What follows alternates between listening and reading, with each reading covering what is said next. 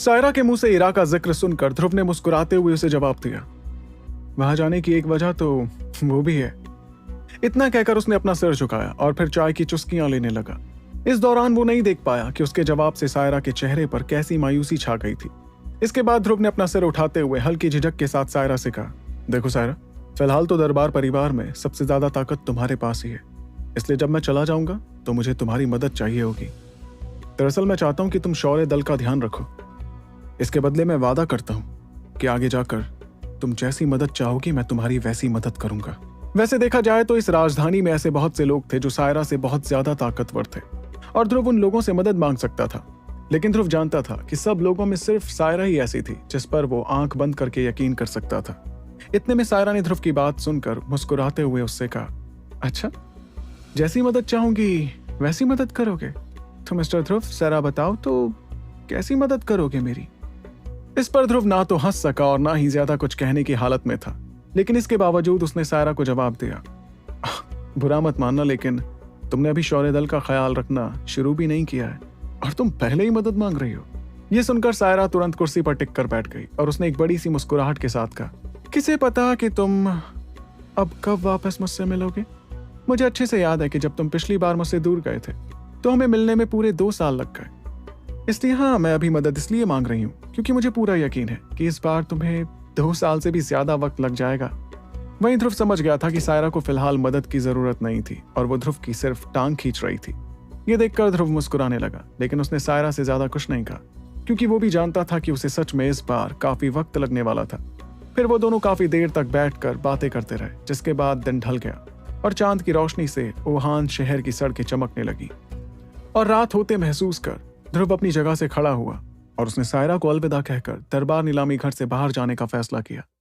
वहीं उसे उठकर उस कमरे से बाहर जाता देख सायरा ने चेहरे पर हल्की मायूसी के साथ धीमी आवाज में कहा, मैं उम्मीद करती हूँ ध्रुव कि तुम वो मुकाबला जीत जाओगे। फिर रात ढलती गई और पता ही नहीं चला कब सूरज आसमान में लौट आया और तेजी से चमकने लगा।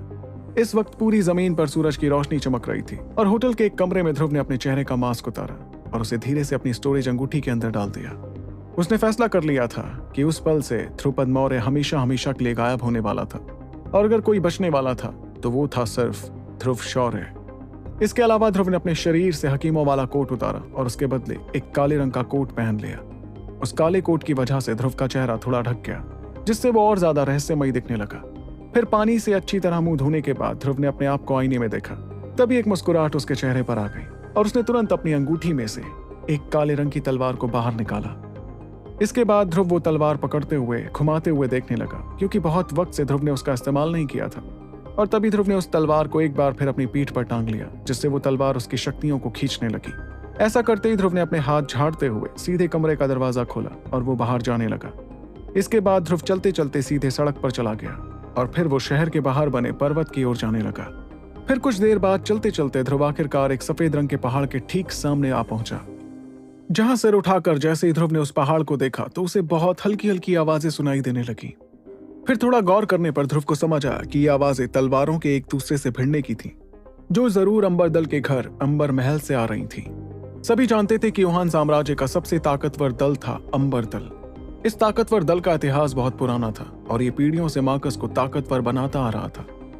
और तो और अगर इस दल के रूल्स में नहीं लिखा होता कि ये दल कभी किसी राजा का तख्ता पलट नहीं कर सकता था, तो शायद वुहान साम्राज्य पर अभी तक अंबर दल ही राज कर रहा होता। यही वजह थी कि राजघराने के लोग हमेशा से अंबर दल से मन ही मन बहुत घबराते थे। लेकिन जब बात आती थी राजघराने की आज की पीढ़ी की, जिसमें मेघावत जैसा रखवाला और एक रहस्यमयी तिलस्मी जानवर था, तो उसके सामने अंबर दल भी अंबर पर्वत तक ही सीमित रहता था। और शायद यही वजह थी कि राजघराने के सिपाही जिन्हें अंबर पर्वत के पास भेजा जाता था, चैन की नींद सो पाते थे। जाहिर सी बात है कि राजघराने ने सालों से बहुत से सिपाही अंबर पर्वत के नीचे तैनात कर रखे थे और इसके पीछे की वजह तकरीबन सभी लोग जानते थे, क्योंकि वो अंबर दल से अपने साम्राज्य की रक्षा करना चाहते थे। लेकिन दूसरी ओर राजघराने के ऐसा करने से अंबर दल के लोगों को कोई तकलीफ नहीं थी। वो तो सिर्फ इस दल के कुछ जवान लोग थे जो शुरुआत में सिपाहियों के पास जाकर हंगामा खड़ा करने की कोशिश करते थे, लेकिन फिर अंबर दल के बुजुर्ग उन्हें इस बारे में अच्छे से समझा दिया करते थे। ऐसा इसलिए क्योंकि उन्हें अच्छे से पता था कि राजघराना उन्हें लेकर हमेशा खौफ में रहता था। इसके साथ ही वुहान साम्राज्य का एक भी राजघराना ऐसा नहीं था जिसने अंबर दल पर हमला करने की हिम्मत की थी। इसके पीछे की वजह यह थी कि सभी इस बात को समझते थे कि मधुमक्खी से भरे छत्ते पर पैर रखना किसी के लिए भी खतरे से खाली नहीं था। वैसे तो अंबर दल अंबर पर्वत पर ही रहता था, जो राजधानी से महज 10 किलोमीटर की दूरी पर था, लेकिन इसके बावजूद दोनों ताकतवर गुट अपनी जिंदगियों में लगे रहते थे और एक दूसरे को तंग नहीं करते थे। 3 साल से ध्रुव ने इस दिन का बेसब्री से इंतजार किया था और इसलिए वो अपने चील के पंख इस्तेमाल कर हड़बड़ाते हुए ऊपर नहीं गया, बल्कि वो तो धीरे धीरे चलते हुए पहाड़ों पर किसी भिक्षु की तरह चढ़ता रहा। इसके बाद ध्रुव बिना किसी रुकावट के पीठ पर अपनी काले रंग की तलवार टांग कर चलता रहा और बीच बीच में उसके पास से कुछ बग्गियां गुजरती रहीं। लेकिन ध्रुव तो बग्गियों में बैठे लोगों को भी नजरअंदाज कर रहा था, इसलिए उसे पता ही नहीं चला कि वो लोग कैसे हैरानी से उसे देख रहे थे। वैसे देखा जाए तो ध्रुव जिस तलवार को अपनी पीठ पर टांग कर चल रहा था वो काफी भारी थी, लेकिन 2 साल से उसे टांग कर चलते रहने के बाद अब ध्रुव को उसकी आदत हो गई थी। यही वजह थी कि उसके साथ चलते हुए भी ध्रुव को यहाँ पहुंचने में देरी नहीं हुई थी। तभी अचानक से ध्रुव को ढेर सारे सिपाहियों के टेंट्स दिखाई देने लगे। इसके अलावा ध्रुव को दिखा कि बहुत से सिपाही इस वक्त ट्रेनिंग में लगे हुए थे। वहीं सिपाहियों को देखकर ध्रुव ने मनी मन खुद से कहा, तो लोग सच ही कहते हैं कि राजघराने ने अपने सिपाही अंबर पर्वत पर तैनात करके रखे हैं। ये कहकर ध्रुव ने अपनी नजरें सिपाहियों पर से हटाते हुए सामने की तरफ की और फिर उसने पहाड़ चढ़ना जारी रखा। देखा जाए तो वैसे तो सिपाहियों की वो टोली काफी सख्त थी, लेकिन इसके बावजूद वो किसी को भी पहाड़ चढ़ने से नहीं रोका करती थी। इसलिए भले ही कुछ सिपाहियों ने ध्रुव की तरफ नजरें घुमाई, लेकिन किसी ने भी ध्रुव को पहाड़ चढ़ने से नहीं रोका। फिर जैसे जैसे ध्रुव पहाड़ चढ़ता गया तो सिपाहियों की ट्रेनिंग की आवाज कम होती हुई सुनाई दी। तभी ध्रुव ने अपना सिर उठाकर हरे रंग के पत्थर से बनी सीढ़ियों को देखा, जो वहां तक जा रही थी जहां तक ध्रुव की नजर जा रही थी। एक नजर वो सीढ़ियां देखकर ध्रुव को ऐसा लगा जैसे वो किसी स्वर्ग की तरफ जाने वाली सीढ़ियां थी, क्योंकि आधी सीढ़ियों के बाद बादल ही बादल दिखाई दे रहे थे। वहीं इस वक्त सीढ़ियों के ठीक पहले खड़े ध्रुव ने अपना सिर उठाते हुए गौर से वो पत्थरों की सीढ़ियां देखी, जो ना जाने कितने सालों से वहीं पर थी। तभी उसने अपनी आंखें बंद करके एक गहरी सांस अंदर ली, जिस दौरान उसे थोड़ी दूरी पर से आती तलवारों की आवाजें सुनाई देने लगी। फिर कुछ पलों की शांति के बाद ध्रुव ने धीरे धीरे अपनी आंखें खोली और फिर वो अपनी पीठ पर टंगी भारी काले रंग की तलवार को थपथपाने लगा। ऐसा करते ही ध्रुव ने अपने कदम उठाकर उस बहुत पुरानी सीढ़ी पर रखे, जिसमें फिलहाल थोड़ी नमी महसूस की जा सकती थी। और जैसे ही ध्रुव ने उस पर पैर रखा तो एक ठंडी हवा का झोंका उसे अपने चेहरे पर महसूस हुआ। इस एहसास से ध्रुव समझ गया कि यह पर्वत 3 सालों से उसका इंतजार कर रहा था। इस हवा के झोंके के साथ ही ध्रुव के शरीर में से शक्तियां निकलने लगी, जो 3 सालों में सिर्फ इस दिन के लिए इकट्ठा की गई थी। 3 साल पहले एक जवान लड़का दिल में नफरत और गुस्सा लिए अपने घर से निकल गया था। उस वक्त वो लड़का जवान के साथ साथ काफी बचकाना भी था। फिर वो पहाड़ों पर गया, जंगलों में रहा, रेगिस्तान में घूमा और तलवार, खून और रोशनियों के सामने वो खुद को बदलता रहा। और 3 सालों के बाद वो अब ना तो नादान था और ना ही बचकाना, लेकिन इस दौरान एक एहसास जो हर वक्त उसके साथ था, वो था इस दिन का इंतजार, जब 3 साल की शर्त खत्म होने वाली थी। इस बात को सोचते हुए ध्रुव के सीने में ढेर सारे जज्बात भर गए, जिसके साथ वो बिना रुके सीढ़ियों पर चढ़ता गया। फिर धीरे धीरे सीढ़ियां चढ़ते हुए ध्रुव बादलों के ऊपर पहुंचने लगा। तभी थोड़ी दूरी पर उसे एक बड़ा सा मैदान दिखाई दिया। फिर थोड़ा आगे पहुंचकर ध्रुव को एक बड़ा सा पत्थर दिखाई दिया, जिसमें अंबर दल के आज तक के सभी लीडर्स के नाम लिखे हुए थे। वहीं जैसे ही ध्रुव ऊपर पहुंचा तो उसे अपने ठीक सामने एक मैदान दिखाई दिया, जिसमें तकरीबन 1000 लोग बैठे हुए थे। और थोड़ा और गौर से देखने पर उसे समझ आया कि ये सभी लोग सफेद रंग के कपड़े पहने हुए थे।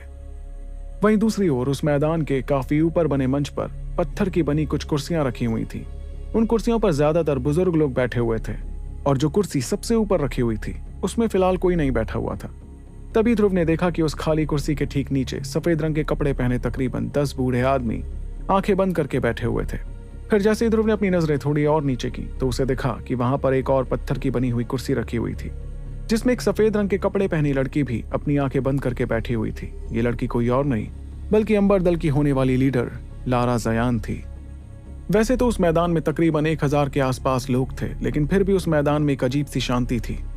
इस शांति में अगर कोई आवाज सुनाई दे रही थी तो वो थी तेज रफ्तार से हवा के चलने की। इसके अलावा नजर घुमाने पर ध्रुव को देखा कि पास ही बहुत से पेड़ भी थे, जिस पर ढेर सारे लोग उड़ते हुए दिखाई दे रहे थे। गौर से देखने पर समझ आता था कि इन लोगों में युगराल, हकीम जारांत, मेघावत जैसे लोग भी शामिल थे। इसके अलावा वहां पर ताकतवर परिवारों के लीडर्स जैसे इंद्रवदन और जोरावर भी खड़े हुए थे। साथ ही साथ वहां ऐसे ताकतवर परिवारों की नई पीढ़ी में बख्तावर जैसे लोग भी दिखाई दे रहे थे। वहीं इस नज़ारे को देखकर ये साफ अंदाजा लगाया जा सकता था कि अंबर दल ने बहुत से ताकतवर लोगों को न्योता भेजा था।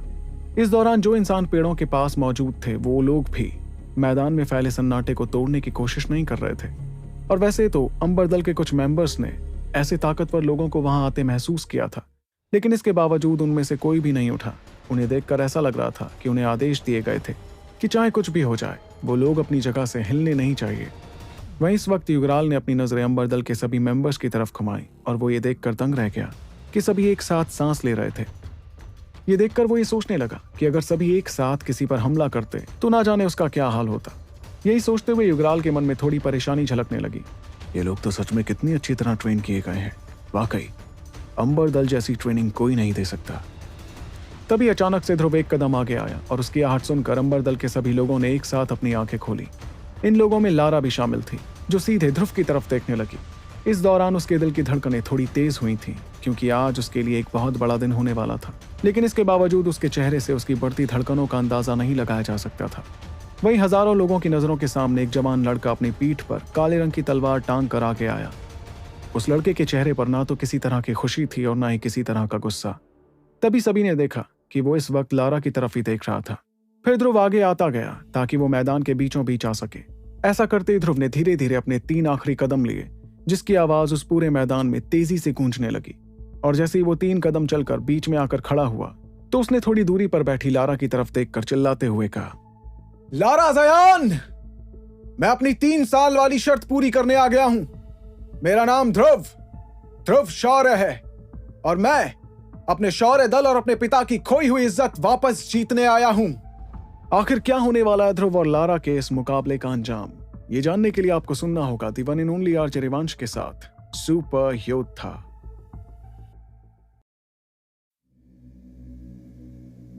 ध्रुव के मुंह से निकली बात धीरे धीरे आगे बढ़ते हुए सभी के कानों तक पहुंची, जिसके बाद वहां की शांति अचानक से गायब हो गई।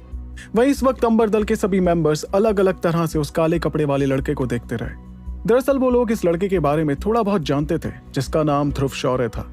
और इस बात की वजह यह थी कि लारा जयान और उसके बीच का मुकाबला अंबर दल के मेंबर्स की रोज की बातों का हिस्सा बन गया था। लेकिन ज्यादातर लोग तो ध्रुव का मजाक उड़ाने के लिए वो बात किया करते थे। वो लोग सोचते थे कि एक बहुत ही छोटे दल का लड़का लारा जयान से शादी करना चाहता था, जो अंबर दल की होने वाली ताकतवर लीडर थी।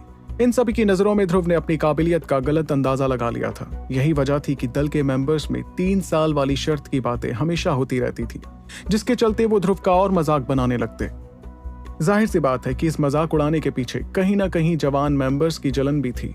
दरअसल लारा अंबर दल की होने वाली लीडर थी, जिस वजह से बहुत से जवान लड़के उसे किसी रानी की तरह मानते थे।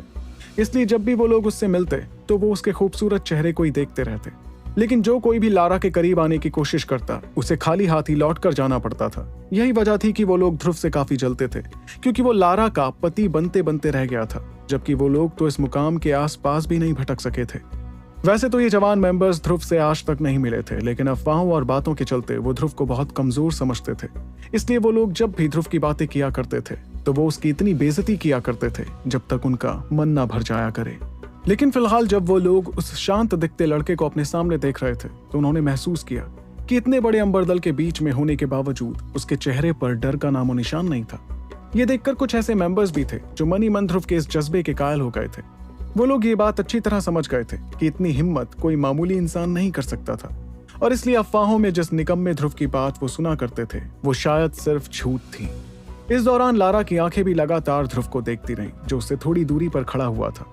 फिर उसने थोड़ा और गौर से ध्रुव के चेहरे की तरफ देखा, जहां उसे एक झलक उस चेहरे की मिल गई जो उसने आखिरी बार 3 साल पहले देखा था। लेकिन लारा ये भी महसूस कर पा रही थी कि वो लड़का पहले के मुकाबले काफी बड़ा हो गया था। उसमें अब वैसा बचपना नहीं रह गया था जैसा कि उसने 3 साल पहले देखा था, बल्कि उसकी जगह पर एक अजीब सी शांति ध्रुव के चेहरे पर मंडरा रही थी।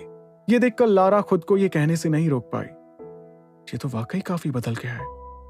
जाहिर सी बात है कि लारा ने बिल्कुल नहीं सोचा था कि वो कमजोर और निकम्मा लड़का इतनी हिम्मत जुटा सकता था कि वो अंबर दल के घर पर आकर मुकाबले के लिए तैयार होगा। इतना ही नहीं, वो इस तरह सभी के बीच खड़ा था जैसे उसे जरा सा भी डर नहीं लग रहा था। तभी लारा अपनी कुर्सी पर से खड़ी हुई और उसने ध्रुव की तरफ देखते हुए ऐलान किया, जयान परिवार से लारा जयान मुकाबले के लिए तैयार है। वहीं इस वक्त पेड़ पर उड़ रहे मेघावत ने हैरानी भरी आंखों के साथ ध्रुव की तरफ देखा। फिर वो इसी हैरानी में कहने लगे, यही है वो शौर्य दल का लड़का ध्रुव। लेकिन लोग तो कहते थे कि ये किसी काम का नहीं था, और तो और कुछ का तो ये भी कहना था कि इसकी शक्तियां कम होती जाती थीं। लेकिन इसे अपनी आंखों से देखकर तो ऐसा बिल्कुल नहीं लग रहा, जैसे ये ताकतवर ना हो। और तो और जो शांति इसके चेहरे पर अभी दिखाई दे रही है वो किसी मामूली इंसान के चेहरे पर तो बिल्कुल नहीं दिख सकती। तभी हकीम ज़ारांत ने मेघावत की बात पर हामी भरते हुए अपना सिर हिलाया। इसके साथ ही वो गौर से अपनी झुर्रियों वाली आंखों से ध्रुव को देखने लगे। फिर एक पल बाद अचानक से उनकी नजर ध्रुव के चेहरे पर आकर रुकी, जिसके बाद उन्होंने थोड़ा परेशान होते हुए कहा, पता नहीं क्यों लेकिन मुझे इस वक्त ऐसा लग रहा है जैसे मैं इस लड़के को पहचानता हूं। इस पर मेघावत ने भी हंसते हुए ज़ारांत को जवाब दिया, क्या तुम्हें भी ऐसा लग रहा है? हो सकता है कि हमने इसे पहले भी कहीं देखा हो, लेकिन उम्र के चलते याद ना आ रहा हो। लेकिन हकीम ज़ारांत के माथे पर तो इस वक्त ढेर सारी लकीरें आ रखी थी, जिसके साथ वो लगातार ध्रुव को देखते रहे। इसके बावजूद उन्होंने ध्रुव के बारे में मेघावत से और कुछ नहीं कहा। इतने में पास के एक पेड़ पर खड़े जोरावर ने अपने बगल में खड़े इंद्रवदन को देखते हुए कहा, अरे इंद्रवदन, एक बात तो बताओ, क्या ये वही शौर्य दल का लड़का है जो जयान परिवार का दामाद बनते बनते रह गया था? क्योंकि जैसी खबरें मैंने सुनी थी उस हिसाब से तो ये मुझे कोई निकम्मा और कमजोर नहीं लग रहा, बल्कि इस लड़के के चेहरे पर तो एक ऐसी शांति है जो मुझे नई पीढ़ी के 1 या 2 लोगों में ही दिखी है। इतना कहकर जोरावर मुस्कुराने लगे और वो इंद्रवदन को देखते रहे, जो फिलहाल ध्रुव को लगातार घूरे जा रहे थे। इसके साथ ही जोरावर मन ही मन इंद्रवदन की हालत पर थोड़ा हंस भी रहे थे, क्योंकि जिस दामाद को निकम्मा कहकर उससे रिश्ता तोड़ दिया गया था, आज वो बहुत से काबिल लोगों से ज्यादा समझदार नजर आ रहा था। और वैसे तो इंद्रवदन को फिलहाल इस रिश्ते के टूटने का इतना अफसोस नहीं था कि उनकी जीने की इच्छा ही खत्म हो जाए, लेकिन वो मन ही मन थोड़े मायूस हो गए थे। तभी इंद्रवदन ने थोड़ी नाराजगी के साथ जोरावर की तरफ देखा, लेकिन वो फिलहाल कुछ कहने की हालत में नहीं थे। फिर उन्होंने अपनी हालत पर हंसते हुए अपनी नजरें सामने खड़े ध्रुव की तरफ की, जो मुकाबले के लिए तैयार था। दरअसल इंद्रवदन को पहले ही पता चल गया था कि ध्रुव अब वो कमजोर और निकम्मा लड़का नहीं रह गया जो वो 3 साल पहले था। लेकिन इसके बावजूद जिस तरह की शांति ध्रुव के चेहरे पर इस वक्त दिख रही थी, उसे देखकर इंद्रवदन भी काफी ज्यादा हैरान हो गए थे और कहीं ना कहीं वो इस बात का अफसोस भी जता रहे थे।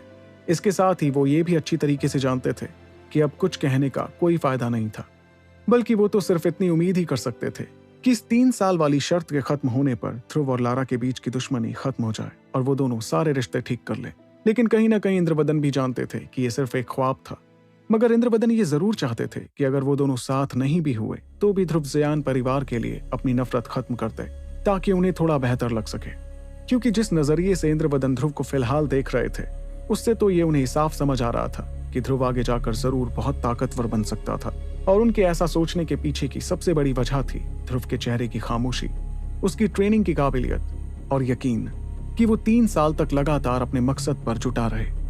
ये ऐसी कुछ चीजें थीं जो ध्रुव को बहुत ताकतवर बना सकती थी। और तो और इंद्रवदन बिल्कुल नहीं चाहते थे कि वो लारा के उठाए गए गलत कदम की वजह से एक ताकतवर बनने वाले इंसान से अपने रिश्ते खराब कर लें। इतने में इंद्रवदन ने आह भरते हुए अपना सिर हिलाया, ऐसा लगता है कि हमें किसी को भेजना चाहिए शौर्य दल से बात करने के लिए। ये सोचकर उन्होंने अपनी नजरें दोबारा उस खुले मैदान की तरफ की जहां पर इस वक्त ध्रुव मौजूद था।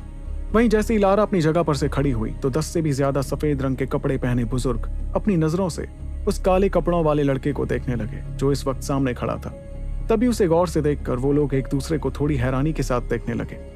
जाहिर सी बात है कि ये हैरानी कुछ वैसी ही थी जैसी कि इंद्रवदन और बाकी लोग महसूस कर रहे थे। वैसे चाहे किसी को ध्रुव की असली ताकत पता हो या ना हो, लेकिन हर कोई ये जरूर कह सकता था कि ध्रुव अब वो कमजोर लड़का तो बिल्कुल नहीं था जिससे लारा ने 3 साल पहले रिश्ता तोड़ा था। तभी ध्रुव को कुछ पलों तक अच्छी तरह देखने के बाद एक सफेद कपड़ों वाले आदमी ने ध्रुव से सवाल किया, क्या तुम ही हो शौर्य दल से ध्रुव शौर्य? ये सुनकर ध्रुव ने उस बूढ़े आदमी की तरफ देखा जिसने सवाल पूछा। तभी ध्रुव को समझ आया कि वो आदमी अंबर दल में काफी ऊंचे ओहदे पर था और जब उसने अपना मुंह खोला तो आसपास बैठे किसी भी बुजुर्ग ने कुछ कहने की हिम्मत नहीं की। और इसके पहले कि ध्रुव उनकी बात का जवाब देता, उस आदमी ने अपनी बात आगे कही, मैं हूं अंबर दल का सबसे बड़ा बुजुर्ग ओलाफ। दल की लीडर अभी भी वापस नहीं लौटी है, इसलिए इस 3 साल की शर्त को मैं और बाकी बुजुर्ग देखेंगे। तुम दोनों के इस मुकाबले का मकसद एक दूसरे से सीखना होना चाहिए, इसलिए रुक जाना अगर। इतने में ध्रुव ने उस आदमी की बात बीच में ही काटते हुए कहा, जिंदगी और मौत की डोर तो उस ऊपर वाले के हाथ में होती है, हम लोग तो सिर्फ कठपुतलियां हैं। और ध्रुव के इतना कहते ही मैदान में मौजूद सभी लोगों की नजरें ध्रुव की तरफ गईं, जो मैदान के बीच में काले कपड़े पहनकर खड़ा हुआ था। उसमें से बहुत से लोगों ने उम्मीद भी नहीं की थी कि ध्रुव ऐसी बात करेगा, क्योंकि उसके सामने कोई मामूली योद्धा नहीं बल्कि अंबर दल की होने वाली लीडर थी जिसे खुद दल की लीडर ने ट्रेन किया था। इस दौरान पेड़ों के पास खड़े कुछ बुजुर्गों ने हंसते हुए कहा, हाँ, ये लड़का तो लाजवाब है। इतनी छोटी उम्र में इतने गहरे तजुर्बे, ये मुकाबला तो वाकई काफी दिलचस्प होने वाला है। वहीं ध्रुव की बात सुनकर लारा की आंखें भी हल्की बड़ी हो गईं और फिर उसने कुछ पलों बाद ध्रुव की बात का जवाब देते हुए कहा, ठीक है, जैसी तुम्हारी मर्जी। और लारा का वो जवाब सुनकर ओलाफ की आंखों में हल्की परेशानी झलकने लगी। जाहिर सी बात है कि जिस तरह ध्रुव ने उस सबसे बड़े बुजुर्ग को बीच में टोका था, वो ओलाफ को बिल्कुल पसंद नहीं आया था। ओलाफ जानता था वैसे तो ध्रुव अब वो कमजोर लड़का नहीं रह गया था जो वो काफी वक्त पहले हुआ करता था, लेकिन लारा को ट्रेन करते हुए ओलाफ ने अपनी आंखों के सामने देखा था। यही वजह थी कि वो अच्छे से जानता था कि अगर दोनों के बीच का मुकाबला जिंदगी और मौत तक आने वाला था, फिर तो मुकाबले के बाद ध्रुव के जिंदा बचने का कोई चांस ही नहीं था। यही सोचकर ओलाफ ने ध्रुव की तरफ देखते हुए कहा, लड़के, एक बात ध्यान रखो, कभी भी सामने वाले को कमजोर समझने की गलती मत करना, क्योंकि हो सकता है कि तुम्हारे लफ्ज तुम पर ही भारी पड़ जाएं। खैर, अब जो तुमने ऐसी बात कही ही है, इसलिए अब जिंदगी और मौत का फैसला वो ऊपर वाला ही करेगा। इतने में ध्रुव के चेहरे पर एक हल्की मुस्कुराहट दिखाई देने लगी। इसके अलावा अंदर ही अंदर वो खुद को हंसने से नहीं रोक पाया। सामने वाले को कमजोर मत समझना, अगर यही सीख इस बुजुर्ग ने लारा को दी होती तो शायद आज वो दोनों इस तरह मुकाबला नहीं कर रहे होते। यही सोचकर ध्रुव धीरे से अपना हाथ अपनी तलवार पर ले गया, जिसके बाद उसने तुरंत वो तलवार बाहर निकाली, जिसके साथ ही ध्रुव के शरीर से इस वक्त हरे रंग की शक्तियां निकलने लगीं। जिसके साथ ध्रुव ने लारा की तरफ देखते हुए कहा, मैं 3 साल वाली शर्त को पूरा करने आया हूं। आज हमारे बीच जो भी दुश्मनी है उसे इस मुकाबले से खत्म करते हैं, इसलिए तैयार हो जाओ वो सारी बेइज्जती वापस लेने के लिए जो तुमने शौर्य दल को अपने फैसले से पहुंचाई है। इतने में लारा ने अपने हाथ की हरे रंग की अंगूठी में से एक लंबी सी हरे रंग की तलवार बाहर निकाली। उसके बाद उसने ध्रुव की तरफ देखते हुए हल्के अफसोस के साथ कहा, मेरी शादी किससे होगी और कहां होगी, ये फैसला मेरे अलावा और किसी का नहीं होगा। वैसे तो इस बात को अब 3 साल गुजर चुके हैं, लेकिन मुझे अभी भी लगता है कि मैंने जो कुछ भी किया वो बिल्कुल गलत नहीं था। मुझे अपनी किस्मत खुद बनाने का हक है। मैं ये जरूर मानने को तैयार हूं कि शायद मेरे फैसलों से तुम्हारे दल को थोड़ी ठेस पहुंची होगी, लेकिन अगर मुझे वक्त में वापस लौटने को मिले तो भी मैं जाकर वही फैसला लूंगी। ये सुनकर ध्रुव तुरंत हंसने लगा और उसने इसी हंसी के साथ कहा, थोड़ी ठेस पहुंची होगी बस। ध्रुव मनी मन सोचने लगा कि क्या लारा को बिल्कुल भी अंदाजा नहीं था कि उसे और उसके परिवार को लारा के फैसले की वजह से कितनी बेइज्जती झेलनी पड़ी थी। लेकिन फिर ध्रुव ने अपने आप पर काबू पाते हुए तलवार पर अपनी पकड़ और मजबूत की, जिसके बाद उसने तुरंत आगे बढ़ना शुरू किया। फिर जैसे ही ध्रुव कुछ कदम आगे बढ़कर एक हरे रंग के पत्थर पर आया तो अचानक से उस हरे रंग के पत्थर पर दरारें पड़ने लगी। इसके साथ ही ध्रुव के शरीर से ढेर सारी हरे रंग की शक्तियां बाहर निकलकर उसके आसपास इकट्ठा हो गईं, जिसे महसूस कर ध्रुव ने चिल्लाते हुए कहा, चलो मुकाबला शुरू करते हैं। दूसरी ओर ध्रुव की ये बात सुनकर और उसे इस तरह मुकाबले के लिए बेसब्र होते देख लारा ने उसकी शक्तियों को अच्छी तरह से महसूस किया और उसके चेहरे पर अचानक हैरानी दिखाई देने लगी। दरअसल लारा इस बात से हैरान हो गई थी कि वो लड़का जिसने 3 साल पहले शौर्य महल में लारा और बाकियों की बेइज्जती को झेला था, वो अब किसी और ही इंसान में बदल गया था। और तो और ये इंसान उस कमजोर और निकम्मे इंसान से काफी ज्यादा समझदार और ताकतवर दिखाई दे रहा था, जिससे लारा ने रिश्ता तोड़ा था। तो क्या ध्रुव अंबर दल के सभी मेंबर्स के सामने लारा से मुकाबला जीतने में कामयाब हो पाएगा? ये जानने के लिए आपको सुनना होगा the one and only RJ Revansh के साथ सुपर योद्धा।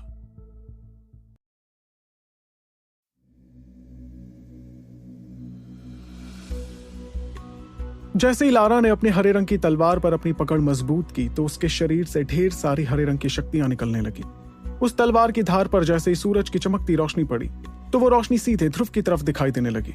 और जैसे ही ध्रुव और लारा दोनों के शरीर से शक्तियां निकलती हुई दिखी तो मैदान में मौजूद सभी लोग अपने अपने दिल थाम कर बैठ गए। इस दौरान मैदान में एक बार फिर सन्नाटा छा गया, जिसमें सभी लोगों की नजरें 2 लोगों पर टिकी हुई थी। और बहुत से लोग तो ये भी जानना चाहते थे कि 3 साल की ट्रेनिंग के बाद वो कमजोर लड़का आखिर कितना ताकतवर हो गया था। इतने में ध्रुव ने अपनी आंख बंद की और फिर एक गहरी सांस लेते हुए अपनी धड़कनों को काबू में किया। वो अपने दिल को इसलिए शांत करना चाह रहा था क्योंकि 3 सालों से ध्रुव इस पल का ही इंतजार कर रहा था, और अब जो वो पल उसकी आंखों के सामने आ गया था तो वो हड़बड़ाहट में कोई गलत कदम नहीं उठाना चाहता था। तभी ध्रुव ने तुरंत अपनी आंखें खोली और उसमें एक हरे रंग की चमक दिखाई दी। इसके साथ ही ध्रुव के शरीर से निकलती शक्तियां और ज्यादा बढ़ गईं। इस दौरान ध्रुव और लारा एक दूसरे को देखे जा रहे थे। तभी कुर्सी पर बैठे ओलाफ ने कहना शुरू किया, एक बार तुम दोनों के बीच लगी ये 3 सालों वाली शर्त पूरी हो जाए, फिर तुम दोनों के बीच की दुश्मनी भी खत्म हो जानी चाहिए। मैं उम्मीद करता हूं कि आज के बाद तुम्हारे बीच फिर अपनी बात पूरी करने के पहले ही ओलाफ को खांसी आ गई, क्योंकि उन्होंने देखा कि कैसे आगे कुछ कहने से पहले ही ध्रुव ने तेजी से हमला करना शुरू कर दिया था। वहीं ध्रुव को इस तरह अपनी बात को नजरअंदाज करते देख ओलाफ मन ही मन उससे और ज्यादा नाराज हो गए। इतने में मैदान में मौजूद सभी लोगों ने देखा कि ध्रुव ने तेजी से हवा में अपनी तलवार घुमाई और वो तेज रफ्तार से सीधे लारा की तरफ हमला करने के लिए बढ़ गया। फिर जैसे जैसे ध्रुव लारा के करीब पहुंचता गया तो उसने लारा को देखकर कहा, चलो लड़ते हैं लारा जयान, 3 साल बाद आखिर ये पल आ ही गया। वहीं मैदान में मौजूद सभी लोग देख रहे थे कि ध्रुव इस वक्त कैसे किसी गुस्सैल तिलस्मी जानवर की तरह दिख रहा था, जो जमीन पर निशान छोड़ते हुए तेजी से लारा की तरफ बढ़ रहा था। लेकिन ध्रुव को इस रफ्तार से अपनी ओर आते देख लारा के चेहरे पर जरा भी परेशानी नहीं दिखाई दे रही थी। दरअसल उसकी मूल शक्ति हवा थी, जिस वजह से तेज रफ्तार से उसे बिल्कुल डर नहीं लग रहा था। इसलिए जैसे ही ध्रुव तकरीबन 10 मीटर की दूरी पर पहुंचा, तब जाकर लारा ने अपना पहला कदम उठाया और वो बिजली की रफ्तार से सीधे ध्रुव के बगल में पहुंच गई।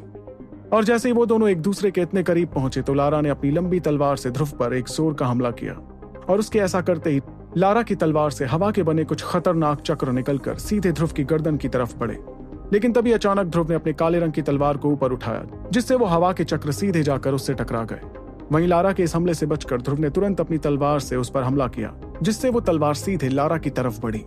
वहीं उस तलवार की रफ्तार और उससे निकलती शक्ति को महसूस कर लारा थोड़ी हैरान हो गई, लेकिन फिर उसने भी अपनी तलवार पीछे ले जाते हुए ध्रुव के हमले से बचने की कोशिश की। और फिर जैसे ही वो दोनों तलवारें एक दूसरे से टकराई तो एक और ऊंची आवाज मैदान में गूंज उठी। इसके साथ ही दोनों तलवारों से निकलती शक्तियां एक दूसरे पर हमला करने लगी। लेकिन अचानक लारा की तलवार ध्रुव की तलवार से मुड़ते हुए टूटने ही वाली थी। ये देखकर मैदान में सभी लोग काफी हैरान हो गए, लेकिन तभी लारा ने अपनी तलवार में और शक्तियां भरते हुए अपनी तलवार को टूटने से बचा लिया। इसके बावजूद जब ध्रुव ने एक और हमला किया तो लारा की तलवार एक बार फिर मुड़ने लगी। इससे सभी लोगों को अंदाजा लग गया कि ध्रुव की भारी सी दिखती काले रंग की तलवार कितनी तेजी से हमला कर रही थी। लेकिन फिर भी लारा की तलवार नहीं उठी, और जैसे ध्रुव की तलवार उसके हाथ के बिल्कुल नजदीक आ गई तो लारा ने तेजी से अपने आप को संभालते हुए अपनी तलवार पर हरे रंग की शक्तियां भेजी, जिससे ध्रुव की तलवार झटका खाकर पीछे हो गई। इसके तुरंत बाद लारा अपना पैर जमीन पर पटकते हुए हवा में उछल गई, जिसके बाद वो तेजी से गोल घूमते हुए अपनी तलवार से ध्रुव पर हमला करने लगी। इस दौरान उसकी तलवार से और बहुत सी पतली तलवारें निकल रही थी, जो सीधे ध्रुव की तरफ जा रही थी। वहीं लारा के इस ताकतवर हमले को देखकर अंबर दल के बहुत से जवान मेंबर्स ने हैरान होते हुए कहा, विंड स्पिरिट हमला, ये तो बहुत हैरान कर देने वाली बात है कि लारा दीदी ने यह हमला भी सीख लिया। ये तो एक क्लास 2 की मिडिल लेवल तकनीक है। दीदी तो सच में लाजवाब है। इतने में किसी और मेंबर ने जवाब देते हुए कहा, अरे ये तो कुछ भी नहीं है। मैंने तो ये भी सुना है कि लारा दीदी न सिर्फ इस तकनीक का इस्तेमाल करती हैं, बल्कि वो तो इससे 5 तलवारें भी बनाने लगी हैं, जबकि मैंने तो अब तक लोगों को सिर्फ 3 तलवारें ही बनाते देखा है। अरे ये मुकाबला तो अभी शुरू ही हुआ है, लेकिन लारा दीदी ने इस क्लास 2 की तकनीक का इस्तेमाल करके एक बात तो साफ कर दी कि वो ये मुकाबला जल्द से जल्द खत्म करना चाहती हैं। इस बेचारे ध्रुव की तो किस्मत ही खराब है कि उसे ऐसी लड़की से मुकाबला करना पड़ा। जाहिर सी बात है कि लारा को इस तरह की तकनीक इस्तेमाल करते देख मैदान में मौजूद बहुत से जवान मेंबर्स आपस में फुसफुसाने लगे, और तो और उनके बात करने के लहजे से समझ आ रहा था कि ये तकनीक एक ताकतवर तकनीक थी जिसे सब नहीं सीख पाते थे। लेकिन सिर्फ जवान मेंबर्स ही नहीं, लारा को यह हमला करते देख कुर्सियों पर बैठे 10 से ज्यादा बुजुर्ग भी ध्रुव को देखकर अपना सिर हिलाने लगे। इतने में ध्रुव ने अपनी भारी तलवार पर अपनी पकड़ मजबूत की, जिसके बाद वो लारा की तलवार से बनती शक्तियों की तलवारों को अपनी ओर आते हुए देखने लगा। तभी ध्रुव ने मन ही मन सोचा, ये लड़की अंबर दल की होने वाली लीडर बनने के लायक तो है, क्योंकि ये इतनी ताकतवर तकनीक का इस्तेमाल इतनी आसानी से कर पा रही है। इतना कहकर ध्रुव ने तुरंत गोल घूमना शुरू किया, जिसके बाद उसने तेजी से अपना पैर जमीन पर पटक दिया, और ध्रुव के पैर पटकते ही मैदान में एक धमाका सुनाई दिया, जिसके तुरंत बाद सभी ने देखा कि ध्रुव सीधे लारा की तरफ हमला करने के लिए बढ़ने लगा। इसके साथ ही ध्रुव ने अपनी तलवार पर शक्तियों के अलावा हल्की सी दिव्य रोशनी भी इस्तेमाल की, जो उसकी शक्तियों की वजह से छुपी हुई थी। तभी लारा ने ध्रुव को अपनी ओर आते हुए देखा, लेकिन इसके बावजूद वो रुकी नहीं और अपनी तलवार को घुमाती रही। और फिर जैसे ही ध्रुव लारा की बनाई शक्तियों की तलवारों से बचा, तो एक पल के लिए हैरान होने के बाद लारा ने तुरंत हवा के चक्र तैयार किए, जो तेजी से ध्रुव की तरफ हमला करने के लिए बढ़ने लगे। वहीं जैसे ही ध्रुव ने महसूस किया कि उसके सिर के पास हवा के बने चक्र घूम रहे हैं, तो उसने तुरंत अपना हाथ ऊपर उठाया, लेकिन कुछ नहीं हुआ। फिर एक पल बाद ध्रुव की हथेली से एक तेज शक्ति ऊपर की तरफ जाते हुए सीधे जाकर हवा के चक्रों से टकराई, और वो चक्र एक झटके में गायब हो गए। इस हमले की वजह से ध्रुव की रफ्तार थोड़ी कम हो गई, जिसे तेज करने के लिए ध्रुव एक बार फिर लारा की तरफ देखने लगा कि तभी अचानक उसे एक तेज आवाज सुनाई दी, विंड स्पिरिट हमला। और फिर जैसे ही ध्रुव ने यह आवाज सुनकर लारा की तरफ अपनी नजरें घुमाई तो उसे दिखा कि लारा उसकी तरफ ही तलवार किए हुई थी। इसके तुरंत बाद लारा एक बार फिर तेजी से घूमने लगी और उसकी तलवार से फिर से 5 शक्तियों की तलवारें बनते हुए तेजी से ध्रुव की तरफ बढ़ने लगी। वहीं इस बार सारी तलवारों को देखते हुए ध्रुव के चेहरे पर हल्की परेशानी दिखने लगी, क्योंकि इस बार वो उस हमले के लिए तैयार नहीं था। तभी ध्रुव ने उस ताकतवर हमले से बचने के लिए तुरंत अपने शरीर को नीचे की तरफ ढकेल दिया, लेकिन इसके बावजूद वो 5 तलवारें ध्रुव के बेहद करीब से होकर निकली। यहाँ तक कि कुछ तलवारों ने तो ध्रुव के हाथ पर घाव भी दे दिया था, जिससे ध्रुव को अचानक एक दर्द महसूस होने लगा। इतने में लारा ने भी गोल घूमना बंद किया और वो तुरंत जमीन पर आकर खड़ी हो गई। उसके तुरंत बाद लारा ने अपना हाथ हिलाया, जिसके बाद वो तलवारें जो ध्रुव के बगल से होकर दूर चली गई थीं, अचानक से पलटकर वापस ध्रुव की तरफ आने लगी। वहीं एक बार फिर खतरनाक तलवारों को अपने करीब आते देख ध्रुव एक पल के लिए तो दंग रह गया। फिर उसने थोड़ा घबराते हुए आसपास नजरें घुमाई, लेकिन उसे अपने बचने का कोई तरीका नजर नहीं आया। तभी अचानक ध्रुव ने परेशान होते हुए कहा, अब चूंकि मैं इस हमले से बच नहीं सकता, इसलिए मुझे इसका सामना करना ही होगा। ये कहते हुए ध्रुव ने तुरंत अपने हाथ की तलवार में ढेर सारी हरे रंग की शक्तियों को इकट्ठा किया, जिसे देखकर आसपास के लोगों के हैरान होने की आवाजें सुनाई देने लगी। इतने में ध्रुव ने चुपके से अपनी शक्तियों के बीच हल्की सी दिव्य रोशनी भी छुपा दी। फिर जैसे ही उसने वो तलवार तेजी से गोल घुमाई तो उसकी ओर आती तलवारें सीधे जाकर ध्रुव की काले रंग की तलवार से टकरा गईं। वहीं ध्रुव की काली तलवार से जैसे ही शक्तियों से बनी तलवारें टकराईं तो मैदान में एक तेज आवाज गूंज उठी। इस आवाज के साथ ही शक्तियों से निकली एक अजीब सी रोशनी भी दिखाई देने लगी, जिसके चलते लोगों को एक पल के लिए अपनी आंखें बंद करनी पड़ी। इस दौरान लारा अपनी जगह पर खड़े होकर ध्रुव की तरफ देखती रही। मैदान में फैली हरे रंग की तेज चमकती रोशनी, जिसमें ध्रुव का कोई निशान नहीं दिख रहा था, लारा के लिए कोई मुसीबत की वजह नहीं थी। दरअसल लारा अच्छी तरीके से जानती थी कि उसका विंड स्पिरिट हमला कितना ज्यादा ताकतवर था, और जिस तरह लारा ने ध्रुव पर हमला किया था उसे कोई 7 सितारों वाला दक्ष तक नहीं झेल पाता। इसलिए लारा ये देखने की कोशिश कर रही थी कि ध्रुव इस हमले से बच पाया या नहीं, क्योंकि अगर वो बच पाया था तो इसका मतलब पिछले 3 सालों में सच में वो बहुत ताकतवर हो गया था। फिर धीरे धीरे वो हरे रंग की चौंधियाने वाली रोशनी कम होने लगी और तभी अचानक तेज रफ्तार से कोई चीज लारा की तरफ बढ़ी। उस चीज की रफ्तार इतनी ज्यादा थी कि आसपास के लोगों के कानों तक उसकी आवाज चुभने लगी। वहीं उस चीज की इस तेज रफ्तार की वजह से लारा के चेहरे का रंग अचानक से बदलने लगा। फिर उसने तुरंत अपने पैर जमीन पर पटकते हुए पीछे की तरफ जाना शुरू किया और तभी उसे दिखा कि वो चीज सीधे आकर उस जगह पर रुकी जहां लारा एक पल पहले खड़ी हुई थी, और उस चीज के वहां पहुंचते ही एक तेज आवाज पूरे मैदान में गूंजने लगी। इसके अलावा पत्थर के ढेर सारे टुकड़े उड़ते हुए पूरे मैदान में फैलने लगे, जिसके साथ जमीन पर थोड़ी दरारें भी आ गईं। तभी लारा पीछे जाकर रुकी और फिर वो धूल में दिखाई न दे रही उस जगह को देखती रही जहां से वो एक पल पहले हटी थी। इसके साथ ही उसके चेहरे पर हल्की सी मुस्कुराहट आ गई, क्योंकि वो अच्छे से जानती थी कि इस रफ्तार से उस पर हमला करने का कोई फायदा नहीं था। इसके पीछे एक और वजह यह भी थी कि लारा वायु मूल शक्ति की योद्धा थी, यानी उसकी रफ्तार बाकियों से काफी ज्यादा थी। इतने में लारा ने अपने दोनों हाथों को लहराया और मैदान में फैली धूल गायब होने लगी। लेकिन इसके पहले कि वो धूल पूरी तरह से गायब होती, अचानक से लारा को कुछ ऐसा दिखा कि उसकी आंखें हैरानी में बड़ी हो गईं। इसके तुरंत बाद बिजली की रफ्तार से लारा के शरीर से ढेर सारी शक्तियां निकलने लगी और वो लगातार अपनी तलवार चलाने लगी। तभी धूल छटने पर लोगों ने देखा कि वो हवा में तलवार नहीं चला रही थी, बल्कि उसके सामने की धूल से ध्रुव उस पर हमला करने के लिए आया था। लेकिन ताज्जुब की बात तो ये थी कि ध्रुव की रफ्तार इस बार पहले के मुकाबले काफी ज्यादा थी। इस रफ्तार को देखकर लारा के मन में तुरंत एक बात आई, ये रफ्तार तो बहुत तेज है, लेकिन ये अचानक से इतनी ज्यादा कैसे हो गई। इसके साथ ही वो अपनी ओर तेजी से हमला करते ध्रुव को देखने लगी और फिर वो पीछे हटते हुए जैसे ही ध्रुव पर हमला करने के बारे में सोचने लगी, तभी अचानक उसके सामने की तलवार गायब हो गई और उसे एक झटके में एक अजीब सा ठंडा एहसास महसूस होने लगा। इस एहसास को महसूस कर लारा ने तुरंत पीछे मुड़कर देखा कि ध्रुव उसके ठीक पीछे पहुंच गया था। फिर ध्रुव ने अपना सिर ऊपर करते हुए लारा की आंखों में हल्का डर देखा, जिसके बाद उसने अपने दोनों हाथों को जोड़कर उसमें शक्तियां इकट्ठा करनी शुरू की। इतने में लारा और बाकियों ने देखा कि ध्रुव के हाथों से उसकी तलवार कहीं गायब हो गई थी और फिर ध्रुव ने शक्तियां इकट्ठा करते हुए लारा पर एक बहुत तेज हमला किया। Octane blast! इस आवाज के बाद ध्रुव का हाथ जैसे ही आगे बढ़ने लगा तो लारा को महसूस हुआ कि वो कितना ताकतवर हमला था। लेकिन इसके पहले कि लारा कुछ कर पाती, ध्रुव का वो हमला सीधे उसके पेट से टकराया, जिसे देखकर मैदान में मौजूद सभी लोगों की नजरें हैरानी में काफी बड़ी हो गईं। ध्रुव के उस हमले के साथ ही लारा का खूबसूरत शरीर तेजी से हवा में उड़ते हुए पीछे की तरफ जाने लगा। वो फिलहाल किसी कटी पतंग की तरह लग रही थी, जिसे देखकर अंबर दल की जवान पीढ़ी अपनी आंखों पर यकीन नहीं कर पा रही थी। तभी ध्रुव ने गहरी सांस लेते हुए खुद पर काबू पाया और फिर वो चलकर पास के एक हरे पत्थर पर गया, जहां उसने अपनी काले रंग की तलवार रख दी। ये सब कुछ तब हुआ जब ध्रुव के तेजी से आने से धूल का एक गुब्बार उड़ने लगा था। तभी अनगिनत नजरें मैदान की तरफ देखकर एक ही सवाल करने लगी, क्या लारा दीदी, इतनी आसानी से हार गई?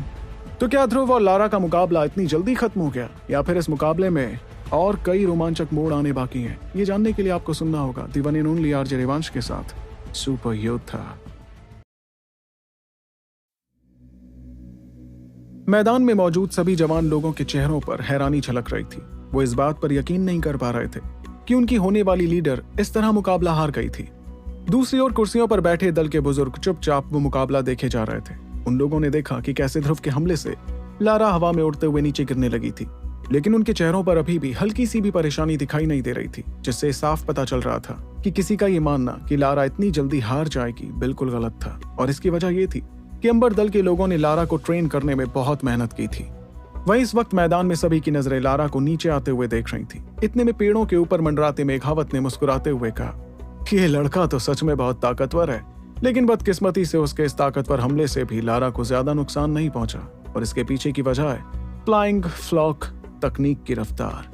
ये तकनीक तो सच में कितनी शानदार है।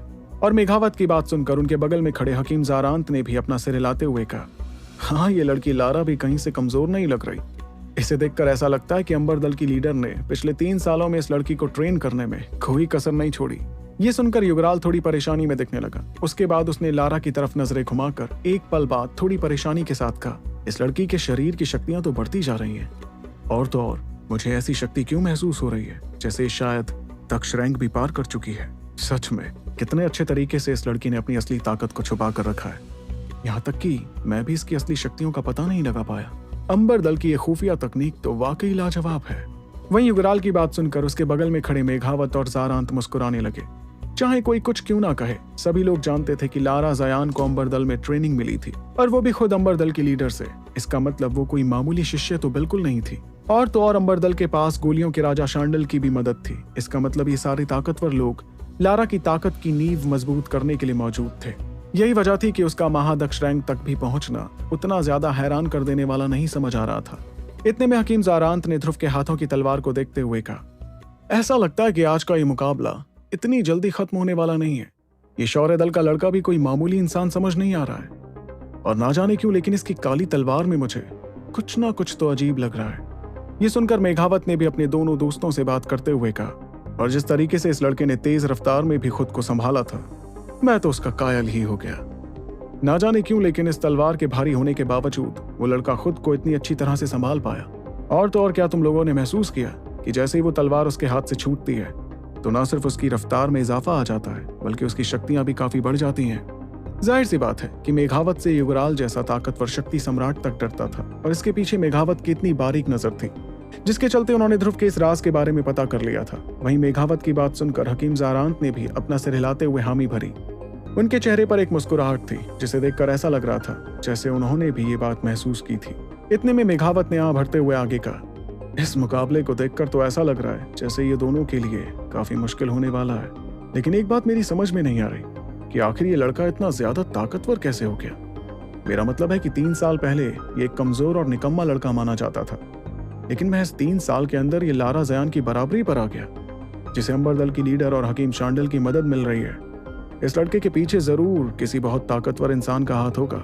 इस पर हकीम ज़ारांत ने उस मैदान को देखते हुए मेघावत को जवाब दिया, पता नहीं, हमारी हकीम एसोसिएशन तो उससे कभी नहीं मिली है, इसलिए हमें उसके बारे में कुछ भी नहीं पता है। अरे वो देखो, लारा अपनी असली ताकत का इस्तेमाल करने वाली है। फिर जैसे ही मेघावत ने अपनी नजरें मैदान की तरफ की तो उन्होंने देखा कि लारा हवा में तैरती हुई नीचे आ रही थी, जैसे कि वो जमीन पर गिर रही हो। तभी उसने अपना हाथ लहराया, जिसके तुरंत बाद वो पलटते हुए सीधे हरे रंग के पत्थर पर खड़ी हो गई। और लारा को इस तरह सही सलामत देख मैदान में मौजूद सभी लोगों ने एक राहत की सांस ली। इस वक्त लारा की खूबसूरत आंखों में एक अजीब सी हैरानी थी, जिसके साथ वो ध्रुव के शांत चेहरे को देख रही थी। तभी लारा ने ध्रुव को देखते हुए उससे कहा, तुम सच में मुझे हैरान करने में कामयाब हुए। चाहे इस मुकाबले का नतीजा जो हो, मैं तो ये यकीन करने लगी हूँ कि तुम शौर्य दल के वो कमजोर लड़के तो बिल्कुल नहीं रहे जिससे मैंने रिश्ता तोड़ा था। लेकिन ध्रुव ने लारा की बात का कोई जवाब नहीं दिया, बल्कि वो तो लगातार लारा को देखता रहा। और तभी उसने महसूस किया कि लारा के शरीर से अचानक से ढेर सारी हरे रंग की शक्तियां बाहर आने लगी। ये देखकर ध्रुव ने मन ही मन खुद से कहा, क्या अभी अपनी असली ताकत दिखाने वाली है। इतने में लारा ने अचानक अपना हाथ ऊपर करते हुए कहा, अब मैं पुरानी बातों के बारे में और कुछ नहीं कहूंगी। और जैसे ही लारा ने अपना हाथ ऊपर किया तो उसकी तलवार में एक हरे रंग की तेज रोशनी जलने लगी, जिसके साथ उसने ध्रुव से आगे कहा, लेकिन फिलहाल मैं अंबर दल की होने वाली लीडर हूं, इसलिए मैं अंबर दल के नाम पर एक आंच तक नहीं आने दूंगी। फिर लारा की आवाज धीरे धीरे उस मैदान में गूंजने लगी और तभी उसके आसपास की शक्तियां अचानक से बढ़ती हुई दिखाई देने लगी। इसके साथ ही वो शक्तियां इतनी ज्यादा बढ़ गईं कि आसपास मौजूद अंबर दल के सभी जवान शिष्य अपने अपने मुंह खोलकर हैरान होने लगे। ये शक्तियां तो, इसका मतलब लारा दीदी एक महादक्ष बन चुकी हैं। और इस वक्त सभी लोगों के चेहरों को देखकर इस बात का साफ अंदाजा लगाया जा सकता था कि उन्हें भी लारा की असली ताकत के बारे में कुछ भी नहीं पता था। वहीं इस वक्त पेड़ों के पास इंद्रवदन के बगल में खड़े जोरावर ने मुस्कुराते हुए इंद्रवदन से कहा, मुझे सच में यकीन नहीं होता कि मेरी भतीजी लारा इतनी कम उम्र में एक महादक्ष बन गई है। इंदु, ये तो सच में बहुत खुशी की बात है। इस मुस्कुराहट के साथ ही जोरावर के दिल में इस बात को लेकर थोड़ी जलन भी थी। वैसे तो बख्तावर भी महादक्ष रैंक से ज्यादा दूर नहीं था, लेकिन जोरावर अच्छे से जानते थे कि इस दूरी को पार करने में ना जाने बख्तावर को कितना वक्त लग जाएगा। तभी जोरावर की बात सुनकर इंद्रवदन ने मुस्कुराते हुए जवाब दिया, ऐसा नहीं है जोरावर, बख्तावर भी कोई कमजोर नहीं है। इतना कहकर इंद्रवदन मनी मन एक राहत की सांस लेने लगे। दरअसल लारा ने फिलहाल जो शक्तियां दिखाई थी उसे देखकर वो थोड़ी खुशी महसूस कर रहे थे, क्योंकि चाहे लारा कितना भी गलत फैसला क्यों ना उठाए, थी तो वो जयान परिवार से ही। इसलिए अगर गलती से भी वो आज का मुकाबला हार जाती तो न सिर्फ अंबर दल के नाम पर कीचड़ उछलता, बल्कि जयान परिवार भी शर्म से भर जाता। और तो और इंद्रवदन को ये बात भी अच्छी तरह याद थी कि अगर लारा आज का मुकाबला हार जाती है तो शायद 3 साल वाली शर्त के हिसाब से ध्रुव उसे अपना नौकर भी बनाकर रख सकता था। फिर जैसे ही जयान परिवार की सबसे बड़ी बेटी के किसी और की नौकरानी बनने का ख्याल दिमाग में आया तो इंद्रवदन के चेहरे का रंग ही बदलने लगा। वहीं इंद्रवदन ने तुरंत अपनी नजरें लारा के सामने खड़े ध्रुव की तरफ की, जो इस वक्त लारा की शक्तियों को बढ़ते हुए देख रहा था। तभी इंद्रवदन ने थोड़े अफसोस के साथ कहा, ये लड़की भी ना, मुझे माफ कर देना ध्रुव, मैं सच में इसके फैसलों के लिए बहुत शर्मिंदा हूं। ये मुकाबला होना ही नहीं चाहिए था, लेकिन लारा की वजह से ये सब कुछ हो रहा है। मुझे डर है कि आज का मुकाबला हारने पर शायद तुम हम लोगों से बहुत नाराज हो जाओ, लेकिन मैं जरूर जयान परिवार से कहकर शौर्य दल की मदद के लिए मुआवजा भिजवा दूंगा। मैं समझता हूं कि तुम्हारे परिवार की कितनी बेइज्जती हुई है। वहीं इस वक्त इंद्रवदन की बातों से साफ समझ आ रहा था कि उन्हें ध्रुव के जीतने की कोई उम्मीद नजर नहीं आ रही थी। लेकिन इसमें गलती उनकी भी नहीं थी, क्योंकि ध्रुव फिलहाल 20 साल का भी नहीं हुआ था। इसलिए वो चाहे कितना भी काबिल क्यों ना हो, उसकी उम्र तक महादक्ष रैंक हासिल करना, वो भी अंबर दल की मदद के बिना, तकरीबन नामुमकिन था। और शायद ऐसा होता भी अगर ध्रुव की मदद उस ग्रीन लाइंस पिल ने नहीं की होती, जिसका नुस्खा उसे हकीम जारान से मिला था। लेकिन इंद्रवदन को नहीं पता था कि ध्रुव ने वो गोली खाई थी। इसलिए ध्रुव के चेहरे को देखकर इंद्रवदन के चेहरे पर हल्की मायूसी झलकने लगी। इस दौरान आसमान में चमकता सूरज पूरे मैदान को तेज रोशनी से चमकाने लगा था। इसके साथ ही वहां मौजूद अंबर दल के 1000 शिष्य मैदान में 2 लोगों को देखते हुए बैठे हुए थे। वहीं इस वक्त पत्थर से बनी कुर्सियों पर अंबर दल के 10 से भी ज्यादा बुजुर्ग बैठे हुए थे, जो सामने चल रहे मुकाबले को देख रहे थे और बीच बीच में फुसफुसा रहे थे।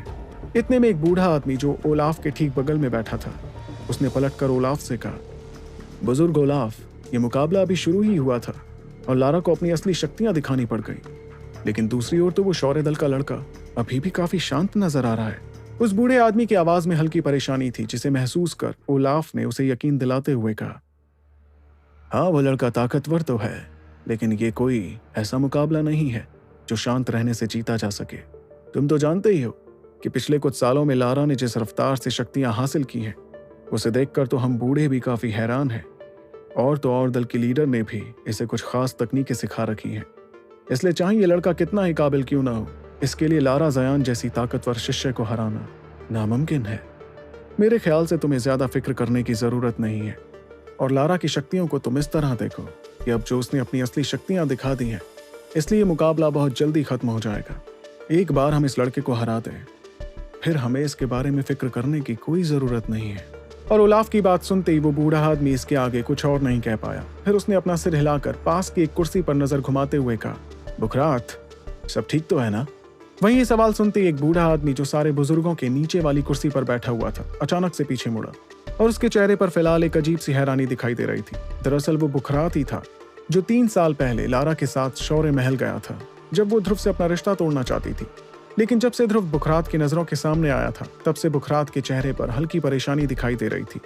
ऐसा इसलिए क्योंकि काले कपड़ों से ढका ध्रुव बहुत हद तक उस रहस्यमयी काले कपड़ों वाले जैसा दिख रहा था जिसे बुखरात ने हुनारा शहर में देखा था। इस बारे में सोचकर बुखरात ने खुद को समझाते हुए कहा, नहीं, ये नहीं हो सकता। वो रहस्यमयी लड़का तो एक शक्ति सम्राट था, और ध्रुव की उम्र को देखकर तो ऐसा बिल्कुल नहीं लगता कि ये इस उम्र में इतना ताकतवर हो सकता है।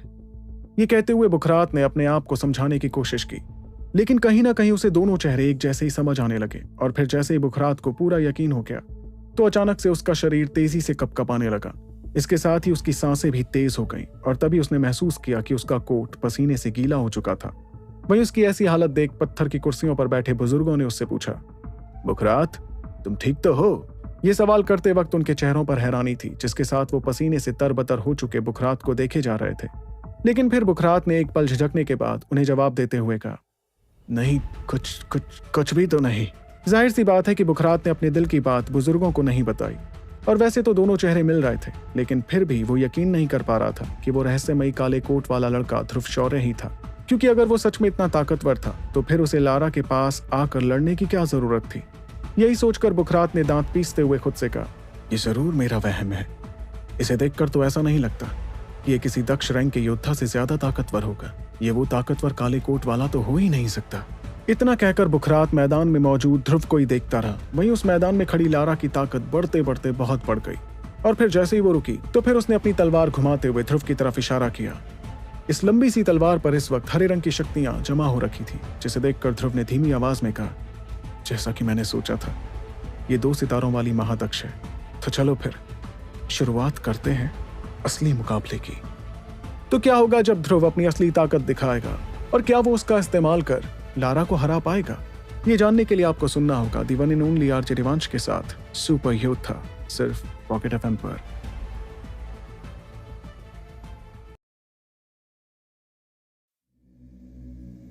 ध्रुव ने अपनी गर्दन चटकाते हुए गहरी सांस ली, और फिर वो अपने हाथों में जिस काले रंग की तलवार को पकड़े हुए था, उसने उसे तुरंत अपनी ताकत का इस्तेमाल कर जोर से जमीन पर गाड़ दिया। इसके साथ ही हरे रंग की शक्तियां लगातार ध्रुव के शरीर से बाहर निकलती गईं, जो तलवार की वजह से अब तक बंधी हुई थी। फिर जैसे जैसे वो शक्तियां बाहर आती गईं, तो ध्रुव के शरीर पर एक हरे रंग का शक्ति कवच तैयार होने लगा, जिसे देखकर सभी ने हैरान होते हुए कहा, शक्ति कवच? वो भी इस तरह का? इसका मतलब ये लड़का भी एक महादक्ष है। और शक्तियों से बने उस ताकतवर कवच को देखकर मैदान में छाया सन्नाटा अचानक से शोर में बदल गया, जिसमें बहुत से लोग एक दूसरे से बातें करने लगे। तभी पेड़ों के पास खड़े मेघावत ने ध्रुव के शरीर पर चढ़े हरे रंग के शक्ति कवच को देखकर मुस्कुराते हुए कहा, यह मुकाबला तो मेरी उम्मीद से भी ज्यादा रोमांचक होने वाला है। ये कहते वक्त उनके चेहरे पर एक हैरानी थी, और वैसे तो उन्हें साफ साफ दिख रहा था कि वो शक्ति कवच बहुत नया था, लेकिन इसके बावजूद वो कवच तैयार कर पाने का मतलब था कि ध्रुव भी अब एक महादक्ष बन गया था। इसलिए अब तक उन्होंने जो कुछ भी देखा उससे उनकी समझ में आ गया कि ध्रुव और लारा की शक्तियों के बीच ज्यादा फर्क नहीं था। लेकिन जो बात उन्हें सबसे ज्यादा हैरान कर रही थी वो ये थी कि शौर्य दल के इस लड़के ने बिना किसी ताकतवर दल या परिवार की मदद से 3 सालों में इतनी शक्तियां हासिल कर ली थी कि वो लारा की बराबरी पर आ गया था। गौर करने की बात है कि लारा के पीछे साम्राज्य का सबसे ताकतवर दल अंबर दल था, जो लारा को सबसे शानदार ट्रेनिंग दे रहा था। वहीं मेघावत की बात सुनते ही हकीम ज़ारांत ने उनकी तरफ देखते हुए कहा, ये लड़का तो कहीं से भी मामूली नहीं है। वहीं दूसरी ओर इंद्रवदन जयान के चेहरे पर जो एक पल पहले राहत दिखाई दे रही थी वो अचानक से बदलकर हैरानी में बदल गई। इस हैरत के साथ साथ इंद्रवदन की आंखें भी काफी बड़ी हो गईं, जिसके साथ वो लगातार ध्रुव के शरीर का शक्ति कवच देखते रह गए। फिर कुछ पलों बाद उन्होंने एक लंबी और गहरी सांस ली, जिसके बाद उन्होंने आंखें बंद करते हुए अचानक से अफसोस मनाया। जाहिर सी बात है कि इस बार इंद्रवदन को सच में बहुत अफसोस होने लगा कि उन्होंने 3 साल पहले लारा को क्यों नहीं रोका। वो इस बात को अच्छी तरह से समझ रहे थे कि अगर लारा इतना हड़बड़ाते हुए वो रिश्ता तोड़ने की जिद नहीं करती तो शायद ये लड़का जयान परिवार का दामाद बन सकता था, जिससे इंद्रवदन बहुत खुश रहते। और उनके मायूस होने की सबसे बड़ी वजह यह थी कि ये लड़का, जिसे सभी कमजोर कहा करते थे, सिर्फ 3 साल के वक्त में बिना किसी मदद से 0 रैंक से महादक्ष बन चुका था। और वैसे तो पहले पहले इंद्रवदन इसलिए लारा के फैसले से नाराज रहते थे क्योंकि उन्हें अपने नाम की बहुत फिक्र थी। लेकिन जब लारा ने वो रिश्ता तोड़ा तो उसके साथ ही इंद्रवदन का ध्रुव के दादा को दिया हुआ वो वचन भी टूट गया। और इंद्रवदन भी जानते थे कि अगर बात उस वचन की नहीं होती तो आखिर कौन अपनी ताकतवर और काबिल पोती का हाथ शौर्य दल के कमजोर लड़के ध्रुव के हाथों में देने को तैयार होता।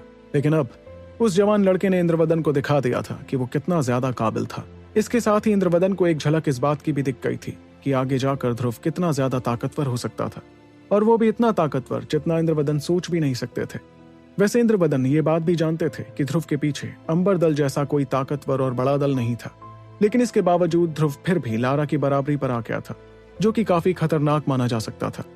यही सब सोचकर इंद्रवदन को इस बात का एहसास हुआ कि लारा की जल्दबाजी में लिए गए फैसले से जयान परिवार को कितना बड़ा नुकसान झेलना पड़ गया था। एक महादक्ष जो अभी अभी 20 साल का भी नहीं था, ना जाने आगे जाकर किस रैंक तक पहुंच जाए। और तो और फिलहाल पूरे जयान परिवार का ध्यान रखने के लिए एक शक्तिमान रैंक का योद्धा ही काफी था। इसलिए जैसे ही ध्रुव शक्तिमान रैंक हासिल करेगा तो शायद शौर्य दल भी साम्राज्य के सबसे बड़े दलों में से एक हो जाए। वैसे तो यह हो भी सकता था कि शौर्य दल इतना ताकतवर हो जाए कि तीनों बड़े परिवारों को खतरा महसूस करने पर मजबूर कर दे। फिर जैसे जैसे इंद्रवदन के जहन में ख्याल आते गए तो उनके चेहरे की मायूसी और ज्यादा गहरी होती गई और काफी वक्त बाद उन्होंने आह भरते हुए कहा, विजेंद्र, तुम्हारा पोता सच में लाजवाब है।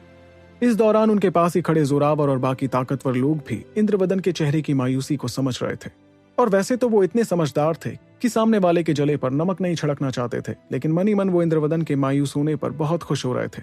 दरअसल लारा की वजह से जयान परिवार और अंबर दल के बीच का रिश्ता काफी ज्यादा मजबूत था। यही वजह थी कि राजधानी के बाकी ताकतवर परिवार अंदर ही अंदर जयान परिवार से थोड़ा घबराते थे। इसलिए जब जयान परिवार ने इतनी कीमती चीज अपने हाथों से गवा दी तो बाकी सभी लोग अपने आप को खुश होने से नहीं रोक पाए।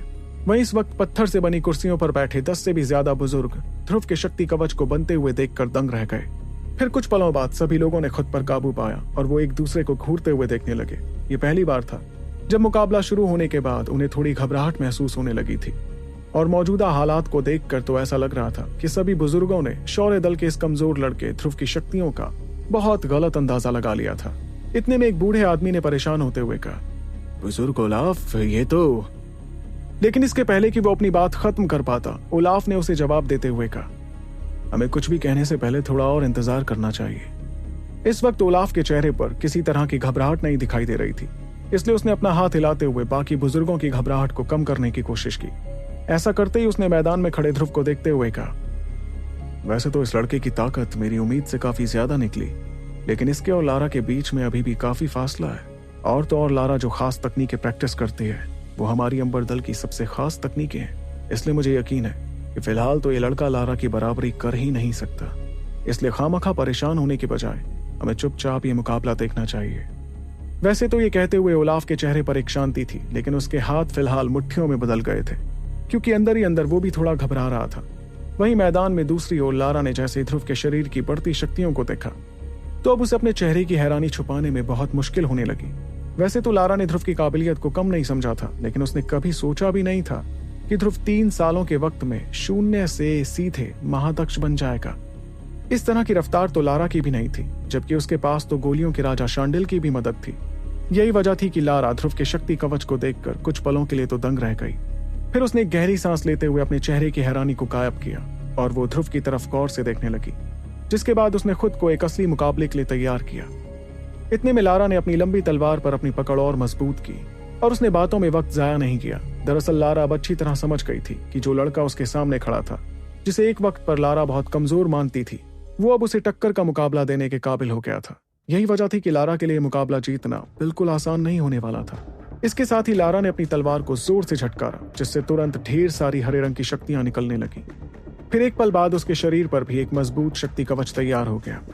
जाहिर सी बात है कि ध्रुव के मुकाबले लारा का शक्ति कवच काफी आलीशान दिख रहा था, जिसे देखकर मैदान में मौजूद सभी की नजरें लारा पर ही टिकी रहीं। और वैसे तो दोनों के शक्ति कवच का रंग एक जैसा ही था, लेकिन लारा का शक्ति कवच दिखने में ज्यादा ताकतवर दिख रहा था।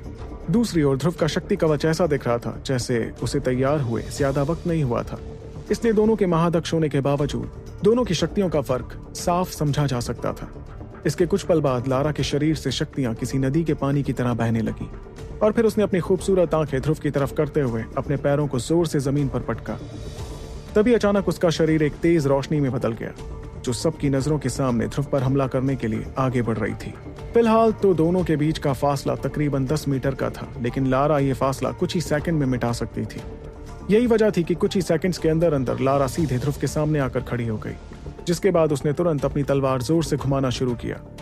फिर लारा की तलवार घुमाते ही वो तलवार किसी जहरीले सांप की तरह दिखाई देने लगी, जो सीधे ध्रुव के सीने के आर पार होने को तैयार थी। इस दौरान ध्रुव लगातार उस तलवार को अपने करीब आते हुए देखता रहा, और क्योंकि उसके हाथों में इस वक्त तलवार नहीं थी, इसलिए उसकी शक्तियां भी काफी ज्यादा बढ़ गई थीं। फिर जैसे ही लारा की तलवार की नोक, जिसमें एक हरे रंग की शक्ति दिखाई दे रही थी, ध्रुव के सीने से तकरीबन आधे फुट की दूरी पर पहुंची, तो ध्रुव तुरंत अपनी जगह से हिला। वहीं उस हमले से बचने के लिए ध्रुव तुरंत एक कदम दाएं गया और फिर वो गोल घूमते हुए नीचे से सीधे लारा के पीछे चला गया। लेकिन लारा ध्रुव की इस चाल से हैरान नहीं हुई, बल्कि उसने तो तुरंत पलटकर अपना ताकतवर हमला किया। 1000 विंड ब्लेड्स! फिर लारा के इतना कहते ही उसके हाथ से तुरंत तेज घूमते हुए 5 धारदार चक्र उसकी उंगलियों पर तैयार हुए और एक पतली सी आवाज के साथ वो 5 चक्र उसकी उंगलियों से निकलकर सीधे ध्रुव पर हमला करने के लिए बढ़े। तभी वो 5 चक्र बिजली की रफ्तार से ध्रुव की तरफ बढ़ रहे थे, जिससे बचना किसी के लिए भी काफी मुश्किल हो सकता था। और जैसे ही वो हरे रंग के चक्र ध्रुव के ठीक सामने पहुंचे तो वो अचानक से बिखर कर ध्रुव के शरीर के 5 अलग अलग हिस्सों पर हमला करने लगे। ये देखकर ध्रुव मनी मन सोचने लगा, इनकी रफ्तार तो बहुत तेज है। इतना कहकर ध्रुव अपने पास आते चक्रों को देखता रहा और वो मनी मन उस रफ्तार से बचने का तरीका सोचने लगा। लेकिन तभी उसे समझ आया कि सारे चक्रों से एक साथ बचना तो नामुमकिन था। इसलिए ध्रुव के पास जो थोड़ा बहुत वक्त बचा था उसमें उसने तुरंत अपनी उंगलियों से 3 आग की लपटें बाहर निकाली जो हरे रंग की दिख रही थी, और ध्रुव ने तुरंत अपनी उंगलियों को चक्रों की दिशा में करते हुए उस हरे रंग की आग से हमला किया। वहीं जैसे ही वो आग की छोटी लपटें हवा में आगे बढ़ते हुए 3 तेज धार वाले चक्रों से टकराईं, तो वो चक्र एक झटके में जलकर गायब हो गए। लेकिन 3 चक्रों को खत्म करने के बाद भी 2 और चक्र बचे थे जो सीधे ध्रुव की तरफ ही बढ़ रहे थे। वो दोनों चक्र ध्रुव के दोनों हाथों की तरफ बढ़ने लगे और अगर वो दोनों गलती से भी ध्रुव को लग जाते तो शायद उसके दोनों हाथ एक झटके में कटकर अलग हो जाते। इतने में ध्रुव अचानक से इस तरह से मुड़ गया कि वो चक्र उसके हाथों की जगह उसके कंधों से आकर टकरा गए। लेकिन किस्मत की बात थी कि ध्रुव के कंधों पर उसका शक्ति कवच चढ़ा हुआ था, जो जैसे ही चक्रों से टकराया तो एक कान में चुभने वाली आवाज मैदान में सुनाई देने लगी। इस आवाज के तुरंत बाद वो शक्तियों से बने चक्र एक झटके में गायब हो गए। लेकिन इसके साथ ही सभी ने देखा कि शक्ति कवच के जिस हिस्से से वो चक्र टकराए थे वो हिस्सा अब गायब हो गया था और इसलिए ध्रुव के कंधों पर कोई शक्ति कवच नहीं बचा था। इसके अलावा लारा के ताकतवर हमले से ध्रुव के कंधों पर खरोच भी आ गई थी, जिससे हल्का हल्का खून निकलने लगा था। लेकिन जाहिर सी बात थी कि ध्रुव के लिए ऐसी मामूली खरोच ना के बराबर ही थी, इसलिए उसने तुरंत अपना बायां पैर जमीन पर पटका, जिसके बाद वो एक छोटे से धमाके के साथ सीधे लारा की तरफ हमला करने के लिए बढ़ा और पलक झपकते ही वो लारा के ठीक सामने आकर खड़ा हो गया, जिसके साथ उसने लारा के गले की तरफ एक बहुत ही बेरहम और जोरदार हमला किया। वहीं लारा ने जैसे ही ध्रुव को इतनी जल्दी अपने इतने करीब आते हुए देखा तो उसकी आंखों में हल्की परेशानी नजर आने लगी। फिर उसने तुरंत अपने शरीर को मोड़ते हुए ध्रुव के ताकतवर हमले से बचने की कोशिश की, जिसमें वो कामयाब हो गई।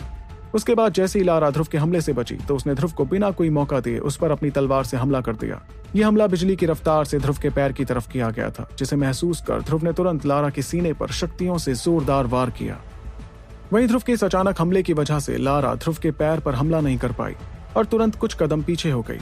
वैसे तो ध्रुव के हमले का लारा पर ज्यादा असर नहीं हुआ था, क्योंकि वो एक मजबूत शक्ति कवच पहने हुए थी। लेकिन इसके बावजूद ध्रुव लारा का हमला नाकाम करने में तो कामयाब हो गया था और ये बात ध्रुव को भी अच्छी तरह समझ आ गई थी। इसलिए जब लारा हमले के झटके से पीछे हो रही थी तभी ध्रुव ने तुरंत अपना हाथ जमीन पर मार दिया, जिससे जमीन पर ढेर सारी दरारें बनते हुए लारा की तरफ बढ़ने लगी। इसके बाद ध्रुव सीधे लारा के ठीक सामने पहुंचा और इससे पहले कि लारा खुद को संभाल पाती, ध्रुव ने लारा पर अपना अभी तक का सबसे ताकतवर हमला कर दिया। तो कौन सा हमला किया था ध्रुव ने लारा पर, और क्या लारा ध्रुव के इस हमले से बच पाएगी? क्या होने वाला है ध्रुव और लारा के इस बराबरी के मुकाबले का अंजाम, ये जानने के लिए आपको सुनना होगा the one and only RJ Rivansh के साथ सुपर योद्धा।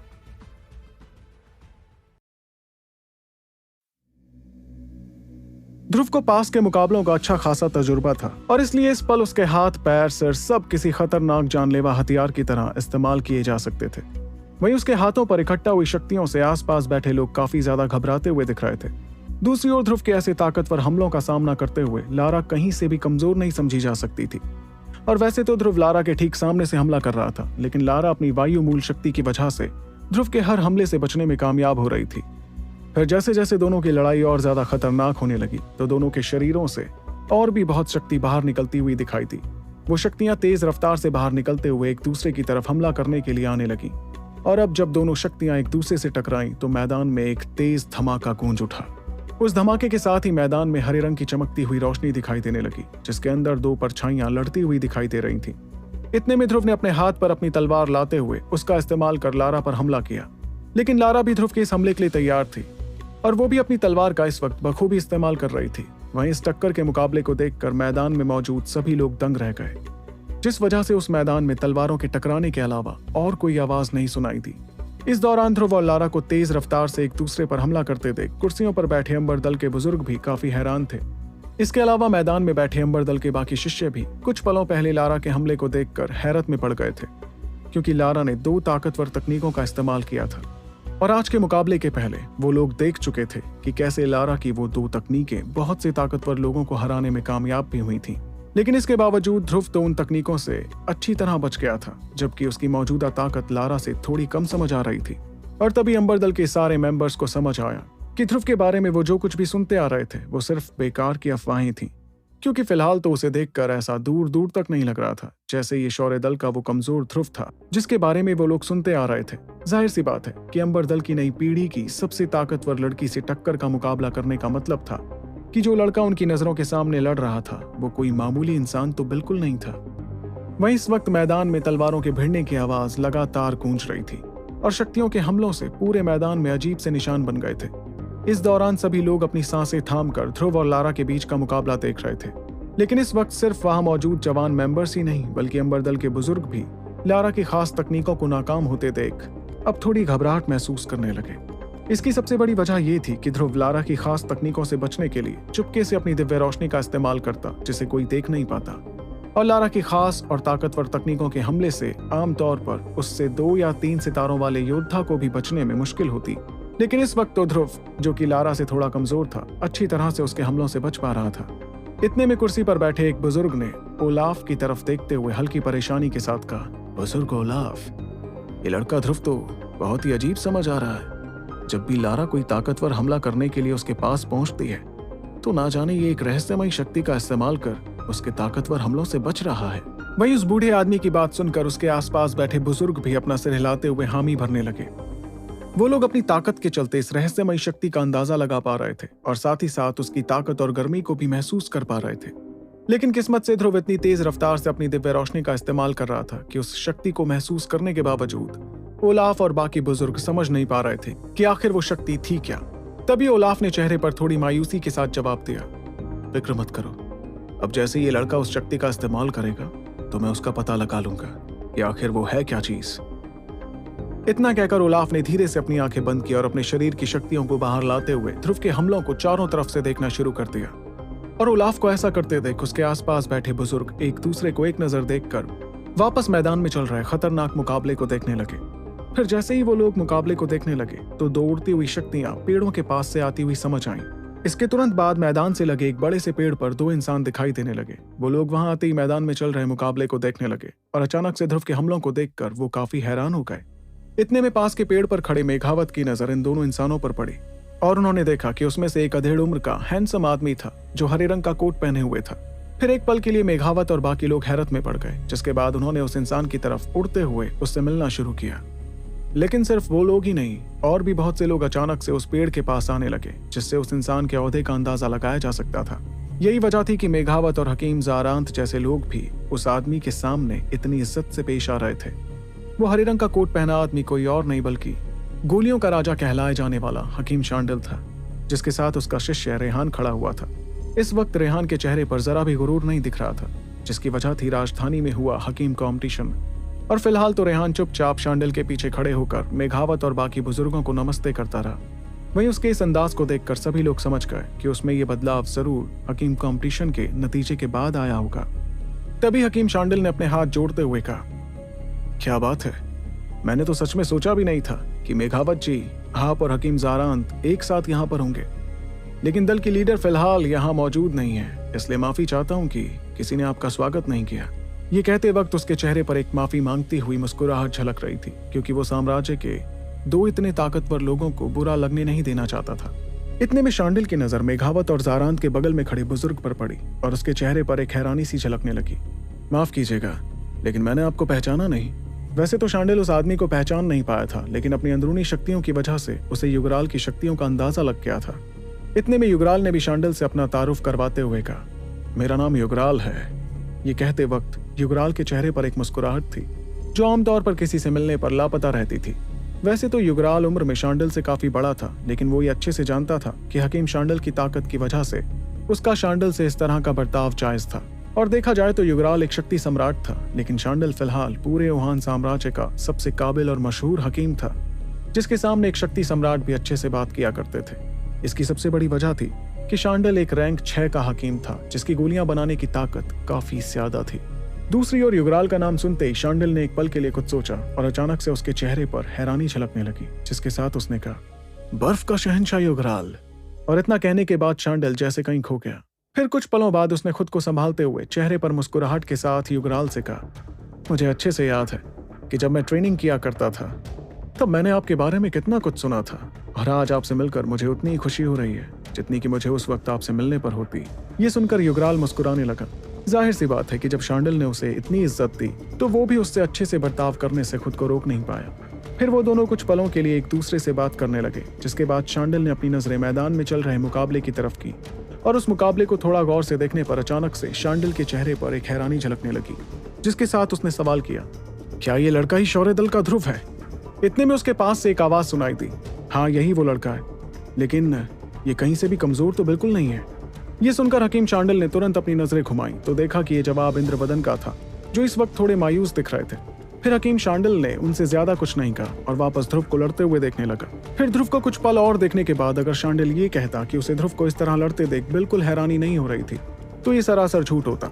ऐसा इसलिए क्योंकि उसे अच्छे से याद था कि वो कमजोर लड़का जो 3 साल पहले एकलव्य रैंक का भी नहीं था, वो अब 3 साल बाद इतना ताकतवर हो गया था कि लारा को टक्कर दे रहा था।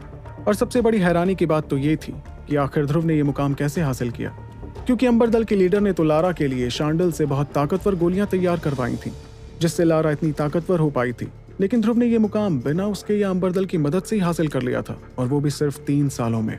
ये सोचते हुए अचानक से शांडिल के माथे पर परेशानी की लकीरें दिखाई देने लगी और उसने तुरंत अपनी अंदरूनी शक्तियों का इस्तेमाल करते हुए ध्रुव को अच्छी तरह देखना शुरू किया। तभी शांडिल ने देखा कि अंदरूनी शक्तियों के इस्तेमाल से वो बिजली की रफ्तार से चलते ध्रुव को बहुत धीरे धीरे देख पा रहा था, जिस वजह से उसे ध्रुव की हर एक हरकत अच्छी तरह समझ आने लगी। वहीं इतने सारे ताकतवर लोगों की नजरों के सामने मैदान में वो टक्कर का मुकाबला चलता रहा और फिर दोनों के टकराने पर अचानक से एक धमाके की आवाज सुनाई दी, जिससे दोनों पैर घसीटते हुए कुछ कदम पीछे हो गए। उसके तुरंत बाद लारा और ध्रुव ने खुद को संभाला और उन्हें देखकर सभी के मुंह से एक आह निकल गई। सभी ने देखा कि कैसे ध्रुव के शक्ति कवच पर लारा की तलवार के ढेर सारे निशान बने हुए थे और उसके ठीक नीचे ध्रुव के जख्मों से ताजा खून निकलता हुआ दिख रहा था। इससे सभी को दिखने लगा कि लारा के हमलों का ध्रुव पर कैसा असर हुआ था। लेकिन सिर्फ ध्रुव ही नहीं, लारा की भी हालत इस वक्त बिल्कुल अच्छी नहीं थी। उसके सफेद रंग के कपड़े मटमैले हो चुके थे और उसके पेट पर ध्रुव की लात का निशान बना हुआ था। इसके साथ ही उसके बाल पूरी तरह से बिखर गए थे और उसके माथे पर ढेर सारा पसीना इकट्ठा हो गया था। वह इन दोनों की ऐसी हालत को देखकर मैदान में मौजूद लोगों में होती थोड़ी बहुत बातचीत एक अजीब सी खामोशी में बदल गई। इतने में अचानक मैदान में एक ठंडी हवा चली, जिससे ढेर सारी पत्तियां उड़ते हुए दोनों के पास से होकर गुजरी। उसके बाद ये खामोशी कुछ देर तक यूं ही बरकरार रही, जिसके बाद लारा ने ध्रुव के शांत चेहरे पर गौर किया। ऐसा करते ही लारा ने अपना हाथ आगे लाते हुए धीरे से अपना सिर हिलाया, जिससे उसके बाल लहराने लगे। वहीं उस तपते सूरज में लारा के बालों को कमर के नीचे तक लहराते देख मैदान में मौजूद बहुत से लोग जो उसे काफी पसंद करते थे, अचानक से दिलों की धड़कनों को संभालने लगे। लेकिन लारा की इस हरकत को देखकर पत्थर की कुर्सी पर बैठे ओलाफ दंग रह गए। फिर उन्होंने हड़बड़ाते हुए कहा, क्या ये लड़की इस तकनीक का प्रयोग करना चाहती है? वहीं ओलाफ की बात सुनते ही अचानक से उनके बगल में बैठे बुजुर्ग ने कहा, ऐसा लगता है कि ये लड़ाई बहुत जल्द खत्म होने वाली है, लेकिन लारा जयान को इस मुकाम तक लाने का मतलब ये शौर्य दल का लड़का वाकई बहुत ताकतवर है। इस दौरान पेड़ पर खड़े हकीम शांडिल के चेहरे पर भी हैरानी छा गई और उसने धीमी आवाज में कहा, क्या लारा इतनी जल्दी अपना हुक्म का इक्का निकालने वाली है? क्या इस लड़के ने इसे इस हद तक मजबूर कर दिया? वहीं उसके पास ही खड़े मेघावत और बाकियों ने जैसे ही शांडिल के मुंह से ये बात सुनी तो वो लोग एक पल के लिए तो हैरत में पड़ गए, जिसके बाद सभी ने तुरंत मैदान की तरफ अपनी नजरें घुमाई। तभी मैदान में मौजूद सभी लोगों ने देखा कि लारा ने अपनी जुल्फें लहराते हुए अपनी आंखें धीरे धीरे बंद की और फिर एक पल बाद जैसे ही उसने अपनी आंखें खोली तो उसके बाल अपने आप लहराने लगे, जबकि वहां हवा का कोई नामो निशान ही नहीं था। इसके साथ ही अचानक से उसका शरीर हवा में ऊपर उड़ने लगा और वो बिना किसी पंख के उड़ती हुई दिखाई दी। इस दौरान लारा के शरीर के आसपास की बढ़ती हुई शक्तियां किसी उबलते पानी की तरह दिखने लगी और साथ ही उसकी शक्तियों के बुलबुले उसके शरीर से निकलकर मैदान में फैलते हुए दिखाई देने लगे। तभी लारा ने धीरे से अपनी तलवार घुमाते हुए उससे सीधे ध्रुव की तरफ इशारा किया, जिसमें से अचानक सूरज से शक्तियां लारा की तलवार पर आने लगी।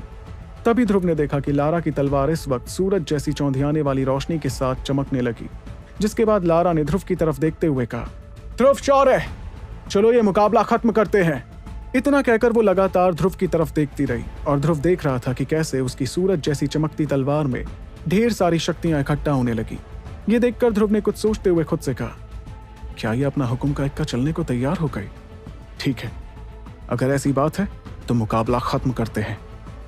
तो क्या होगा जब लारा अपना सबसे ताकतवर हमला करेगी ध्रुव पर? कैसे जवाब देगा ध्रुव लारा के इस हमले का? ये जानने के लिए आपको सुनना होगा सुपर योद्धा।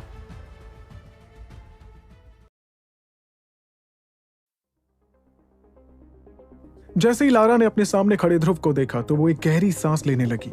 इस दौरान उसके हाथ में जो लंबी तलवार थी वो अचानक से काफी भारी हो गई और उसे वो इतनी धीरे हिलाने लगी कि किसी को समझ तक नहीं आया कि वो तलवार हिल भी रही थी या नहीं। वहीं उस तलवार के हिलते ही धीरे धीरे शक्तियों के बुलबुले बनते हुए दिखाई दे रहे थे जो काफी खतरनाक लग रहे थे। इस दौरान ध्रुव लगातार आसमान में उड़ती लारा को देखे जा रहा था, जिसके बाद उसने भी धीरे से अपना हाथ ऊपर उठाया और उसके ऐसा करते ही मैदान में मौजूद सभी लोगों की नजरों के सामने एक हरे रंग की रोशनी जलने लगी। वैसे तो इस रोशनी के जलते ही अंबर दल के बहुत से जवान मेंबर्स समझ ही नहीं पाए थे कि आखिर ये कौन सी ऐसी रोशनी थी, लेकिन उस दल के बुजुर्ग और पेड़ों पर खड़े शांडिल और बाकी सभी लोगों की आंखें फटी की फटी रह गईं। और अगर इस वक्त कोई सबसे ज्यादा हैरान था तो वो थे हकीम ज़ारांत और उनके दोस्त, जिन्हें वो रोशनी काफी जानी पहचानी लग रही थी। इतने में हवा में घूमती लारा की तलवार भी अचानक से रुक गई। वो इस वक्त अपनी पूरी ताकत लगाकर दोनों हाथों से तलवार पकड़े हुए थी और उसके चेहरे से साफ समझ आ रहा था कि तलवार में इकट्ठा हुई शक्तियों को संभालने में उसे बहुत तकलीफ हो रही थी। फिर एक पल बाद तलवार में इकट्ठा हुई शक्तियां इतनी ज्यादा हो गईं कि लारा उसे और नहीं संभाल पाई और उसने तुरंत चिल्लाते हुए ध्रुव पर हमला किया। तभी मैदान में मौजूद सभी लोगों ने देखा कि उस तलवार में सूरज की रोशनी बस गई थी, जिस वजह से एक बहुत तेज शक्ति उसमें से निकलकर सीधे ध्रुव की तरफ पड़ी। इतने में लारा ने चीखते हुए कहा, विंड स्पीक, सूरज की ताकत। इसके तुरंत बाद तलवार से निकली वो शक्तियां चारों दिशाओं में बट गईं और तेजी से ध्रुव पर हमला करने के लिए जाने लगी।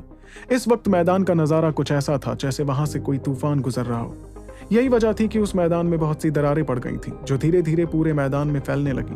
वहीं इस खतरनाक हमले को देखकर अंबर दल के सारे मेंबर्स ने एक साथ अपने हाथों से शक्तियों को मिलाते हुए एक कवच तैयार किया, जिससे सभी लोग उस हमले से बच सके।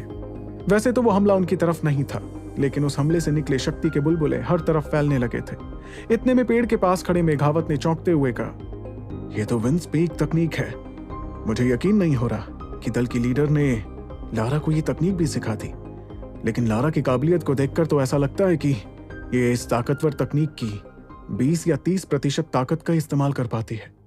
मगर मुझे लगता है कि इस लड़के को हराने के लिए। और मेघावत इसके आगे की बात कहने ही वाले थे कि अचानक उनकी नजर मैदान में खड़े ध्रुव पर पड़ी और उन्होंने देखा कि ध्रुव ने अपने पास से पर्पल रंग की गोली बाहर निकालकर उसे सीधे अपने मुंह के अंदर डाल दिया।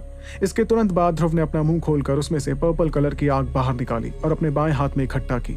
वहीं उसे ऐसा करते देख मेघावत ने अचानक कुछ महसूस करते हुए कहा, ऐसी तकनीक तो उस लड़के ने भी इस्तेमाल की थी। इतना कहकर मेघावत लगातार ध्रुव को देखते रहे और उन्हें याद आया कि कुछ दिनों पहले हकीम कंपटीशन को जीतने वाले ध्रुपद ने भी कुछ ऐसा ही किया था। तभी मेघावत ने धीरे से अपना सिर घुमाते हुए बगल में खड़े हकीम ज़ारांत को देखा और फिर दोनों के चेहरों के रंग उड़ते हुए दिखाई दिए। इसके साथ ही दोनों ने आखिरकार उस लड़के को पहचानते हुए कहा, इसका मतलब ध्रुव शौर्य ही ध्रुपद मौर्य था। जाहिर सी बात है कि सिर्फ हकीम ज़ारांत और मेघावत ही नहीं थे जिन्हें ये बात समझ आ गई थी, बल्कि पास ही खड़े इंद्रवदन, जोरावर, बख्तावर और बाकियों को भी ये सब सच पता चल चुका था, जिसके चलते सभी के मुंह इस वक्त खुले के खुले रह गए। लेकिन अगर इस वक्त कोई ध्रुव के ऐसा करने से सबसे ज्यादा हैरान था तो वो थी लारा ज़यान। लारा इस वक्त हवा में उड़ते हुए ध्रुव के हाथों में जलती पर्पल कलर की आग को देखने लगी और उसे देखकर उसकी आंखें खुली की खुली रह गईं। ये लड़का तो। वो इससे ज्यादा कुछ नहीं कह पाई, जिसके बाद वो ध्रुव के हाथों में जलती पर्पल आग और हरे रंग की रोशनी को देखकर ध्रुपद मौर्य को याद करने लगी, जिसने उसके दिमाग में अपनी एक गहरी छाप छोड़ दी थी। और ध्रुव और ध्रुपद उसके दिमाग में एक जैसे लगने लगे। अगर दोनों में कोई फर्क था तो वो था सिर्फ चेहरों का। लेकिन ध्रुव का बाकी सब कुछ तो उस हकीम जैसा ही था, जिसने हकीम कंपटीशन में जोराल साम्राज्य के हकीम को हराकर विनर का खिताब अपने नाम कर लिया था। तभी अचानक लारा की आंखों के सामने की पहेली सुलझने लगी और उसने कहा, ध्रुपद मौर्य, ध्रुव शौर्य। इसके साथ ही लारा को हकीकत का एहसास हो गया। उसे समझ आ गया कि ये वही लड़का था जिसने अपना नाम राजधानी में मशहूर कर लिया था और लारा के गुरूर के बावजूद उसे अपने लिए कुछ महसूस करने पर मजबूर कर दिया था। लेकिन लारा ये जानकर दंग रह गई कि उसका दिल जीतने वाला कोई और नहीं बल्कि वही लड़का था जिसे 3 साल पहले लारा ने कमजोर कहकर उससे रिश्ता तोड़ लिया था। इस वक्त लारा की आंखों में उसकी हैरानी साफ दिखाई दे रही थी और उसके शरीर को जैसे 440 वोल्ट का करंट लग गया था। इस दौरान वो हवा में जरा भी नहीं हिल पाई और उसके चेहरे का रंग इस वक्त पूरी तरह से उड़ चुका था। दरअसल ये पहली बार था जब लारा को कोई हमउम्र इतना पसंद आया था कि उसके लिए इज्जत के साथ साथ लारा को अपने दिल में कुछ कुछ होता भी महसूस हुआ था। लेकिन वो यकीन ही नहीं कर पा रही थी कि ये वो लड़का कैसे हो सकता था जिसे कुचलकर 3 साल पहले वो आगे बढ़ गई थी। इतने में पेड़ पर खड़े मेघावत, ज़ारांत, इंद्रवदन और बाकी लोगों ने बात को समझते हुए कहा, इसका मतलब ध्रुव ही ध्रुपद है। और वैसे तो जारांत और मेघावत को शुरू से ही लग रहा था कि शायद वो इस लड़के को पहचानते थे, लेकिन इसके बावजूद जब सच उनकी आंखों के सामने आया तो वो खुद को हैरान होने से नहीं रोक पाए। तभी हकीम जारांत ने अपना सिर हिलाते हुए कहा, मेघावत, ये लड़का तो हमारी बूढ़ी आंखों में धूल झोंक कर चला गया। हम कैसे नहीं देख पाए कि ध्रुपद मौर्य ध्रुव शौर्य से ही निकला था। सच में मुझे यकीन ही नहीं हो रहा। इसका मतलब ये लड़का सिर्फ अच्छी गोलियां ही नहीं बनाता, बल्कि ये तो बहुत ही ताकतवर और काबिल योद्धा भी है। अब तो मैं और कुछ देखना ही नहीं चाहता। ये जवान पीढ़ी तो मुझे पागल बना देगी। वही हकीम जारांत की बात सुनकर मेघावत ने भी हैरानी के साथ कहा, सच में इस लड़के की दोनों ही काबिलियत वाकई लाजवाब है। इस बार जयान परिवार और अंबर दल से सच में बहुत बड़ी गलती हो गई। आज मुझे समझ आ रहा है कि इन लोगों को लारा के फैसले की वजह से कितना बड़ा नुकसान हो गया। जाहिर सी बात है कि मेघावत ने भी ध्रुव को हकीम कंपटीशन जीतते देखा था और इसलिए वो भी अच्छी तरह समझते थे कि इस लड़के में कितनी ज्यादा काबिलियत थी। इसका मतलब अगर उसे थोड़ा वक्त और सही ट्रेनिंग दी जाए तो शायद आगे जाकर पूरा अंबर दल मिलकर भी इस अकेले लड़के को ना रोक पाए। इतने में पास ही खड़े जोरावर, ताबिश दरबार और बाकियों के जहन में भी एक ही बात आई। इस बार जयान परिवार को अपनी जिंदगी की सबसे बड़ी गलती का एहसास हो गया, लेकिन शायद अब बहुत देर हो चुकी है। ये कहते हुए एक पल बाद सभी लोगों ने एक साथ किनारे पर खड़े इंद्रवदन की तरफ देखा, जिसकी आंखें फटकर बाहर आ गई थीं और मुंह खुला का खुला रह गया था। इंद्रवदन को देखकर सभी लोगों को सच में उन पर बहुत तरस आने लगा। तभी इंद्रवदन ने एक गहरी सांस लेते हुए अपने आप को संभाला, लेकिन इसके बावजूद उनके चेहरे पर एक अजीब सी मायूसी थी और तो और उनके पैर के ठीक नीचे की पत्तियां तक कांपने लगी थीं, जिससे इंद्रवदन के दिल की हालत को साफ समझा जा सकता था। इसके साथ ही इंद्रवदन ने ध्रुव को देखते हुए सोचा, इसका मतलब ध्रुव ही ध्रुपद मौर्य है। लारा, ये तूने क्या कर दिया? वैसे तो इंद्रवदन को पहले भी थोड़ा पछतावा हो रहा था, लेकिन ध्रुव की इस दूसरी पहचान के बारे में जानकर जैसे उनके पैरों तले जमीन ही खिसक गई थी और तो और उन्हें दिल का दौरा पड़ते पड़ते बचा। दरअसल इस बात को सभी समझते थे कि ये जवान लड़का न सिर्फ एक काबिल योद्धा था, बल्कि उसे ताकतवर गोलियां बनाने में भी महारत हासिल थी।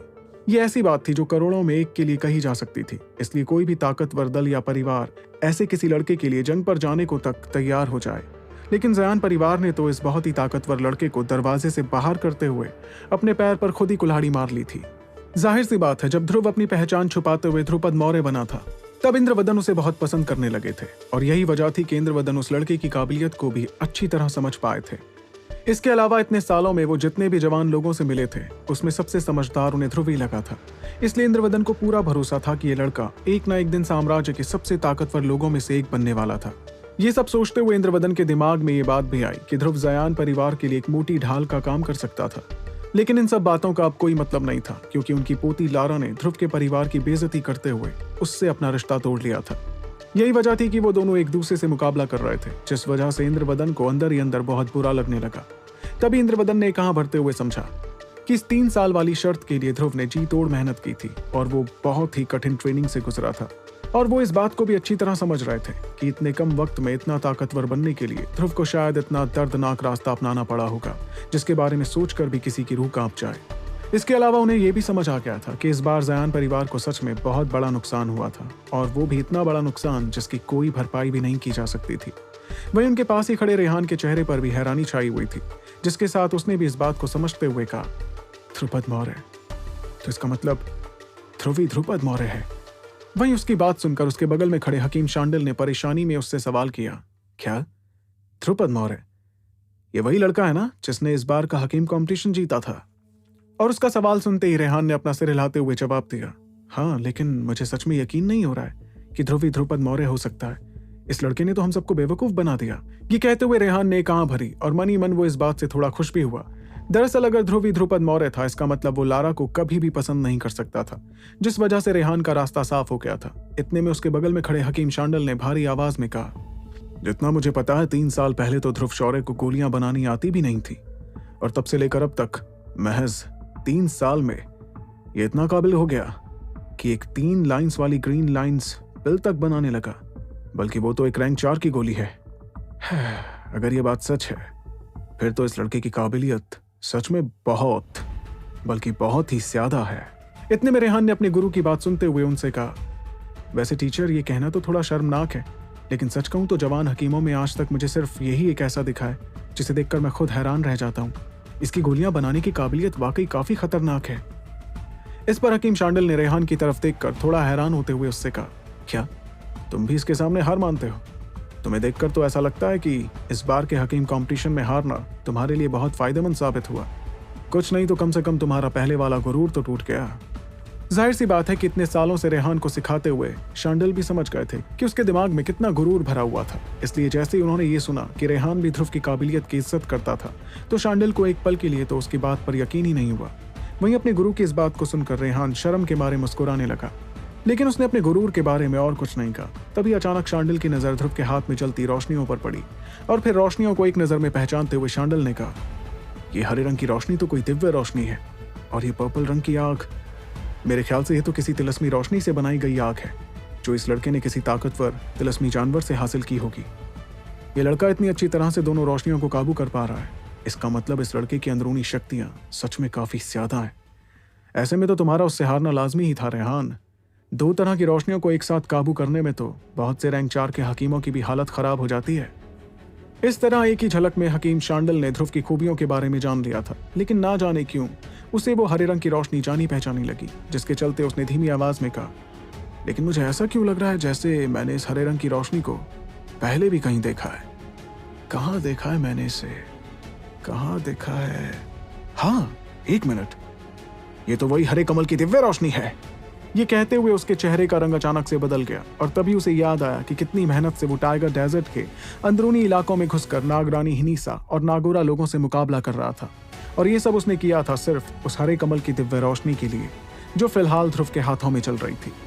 तो क्या करेगा हकीम शांडिल अब जो कि ध्रुव की दिव्य रोशनी का राज उसे पता चल गया है? तो ये जानने के लिए आपको सुनना होगा the one and only RJ Rivansh के साथ सुपर योद्धा।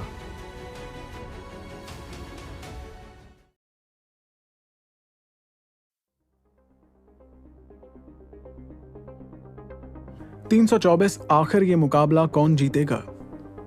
टाइगर डेजर्ट से वापस लौटने के बाद हकीम शांडिल ने कुछ चीजों के बारे में काफी सोचा था। वो सोच रहा था कि उसके और उसके साथियों के सफर में ऐसा कोई तो था जो उनके खिलाफ साजिश रच रहा था, और शांडिल और उसके साथियों की पूरी मेहनत का फायदा उस रहस्यमय इंसान को ही मिला था। ये सोचते हुए शांडिल गौर से ध्रुव की तरफ देखने लगा। उसके बाद जैसे ही शांडिल ने ध्रुव के चेहरे को देखा तो अचानक से उसे ऐसा ख्याल आने लगा जैसे कि उसने पहले भी कहीं इस लड़के का चेहरा देखा था। फिर इस बात को लेकर शांडिल अगले कुछ पलों तक तो परेशान रहा, तब जाकर उसके जहन में एक बात आई और उसे याद आ गया कि उसने ध्रुव को आखिर कहाँ देखा था। तभी शांडिल को याद आया कि जिस इंसान को उसने और बाकियों ने नागोरा दल की लड़की से अनजाने में बचाया था, वो इंसान कोई और नहीं बल्कि ध्रुव था। और इसके साथ ही शांडिल के दिमाग में बहुत से सवाल घूमने लगे। फिर एक झटके में शांडिल के दिमाग की सारी पहेलियां सुलझने लगी और उसे सब समझ में आ गया। हकीम शांडिल को अब समझ आ गया था कि आखिर कैसे उसके हाथ से दिव्य रोशनी मिस हो गई थी, क्योंकि कोई इंसान नागरानी के पास तब गया था जब शांडिल और उसके साथी लड़ने में लगे हुए थे। इतने में उस इंसान ने नागरानी के पास जाकर उससे दिव्य रोशनी हासिल कर ली थी। ये सोचकर अचानक से शांडिल ने एक गहरी सांस ली और फिर इस बात के बारे में सोचकर अपना सिर हिलाया कि जिस इंसान को शांडिल और बाकियों के मुकाबले सबसे ज्यादा फायदा हुआ था, वो इंसान या तो ध्रुव खुद था या तो ध्रुव का कोई साथी जिसकी ध्रुव ने मदद की थी। ये समझते हुए शांडिल ने मुस्कुराकर अपना सिर हिलाया। ये लड़का तो कमाल है, इसने हम सबके साथ खेल खेल लिया। इतना कहकर वो लगातार मैदान में लड़ते ध्रुव को देखने लगा। फिलहाल तो उसे बिल्कुल समझ नहीं आ रहा था कि वो पहेली सुलझने की खुशी मनाए या फिर उसका गम। जाहिर सी बात है कि शांडिल अपने साथ जैसे लोग लेकर गया था, वो लोग अगर चाहते तो शायद पूरे वुहान साम्राज्य पर भी कब्जा कर सकते थे, लेकिन वो सभी ताकतवर लोग एक लड़के के जाल में फंस गए जो शायद 20 साल का भी नहीं था। ये सोचते हुए शांडिल ने आगे कहा, मुझे पता नहीं ध्रुव कि तुमने ये सब कैसे किया, लेकिन फिलहाल तो तुम्हें उस मुसीबत का सामना करना चाहिए जो तुम्हारे ठीक सामने है। लारा की विंड स्पीक तकनीक कोई ऐसा हमला नहीं है जिसे नजरअंदाज किया जा सकता है। इतने में आसमान में एक ठंडी हवा चलने लगी जिसमें लारा वापस होश में आई और उसने खुद को संभाला।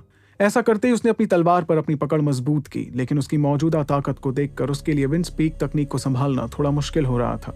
इसलिए लारा जैसे तैसे उस तलवार को संभालकर चारों तरफ से होते सूरज के हमले को देखने लगी, जो इस वक्त सीधे ध्रुव की तरफ बढ़ रहा था।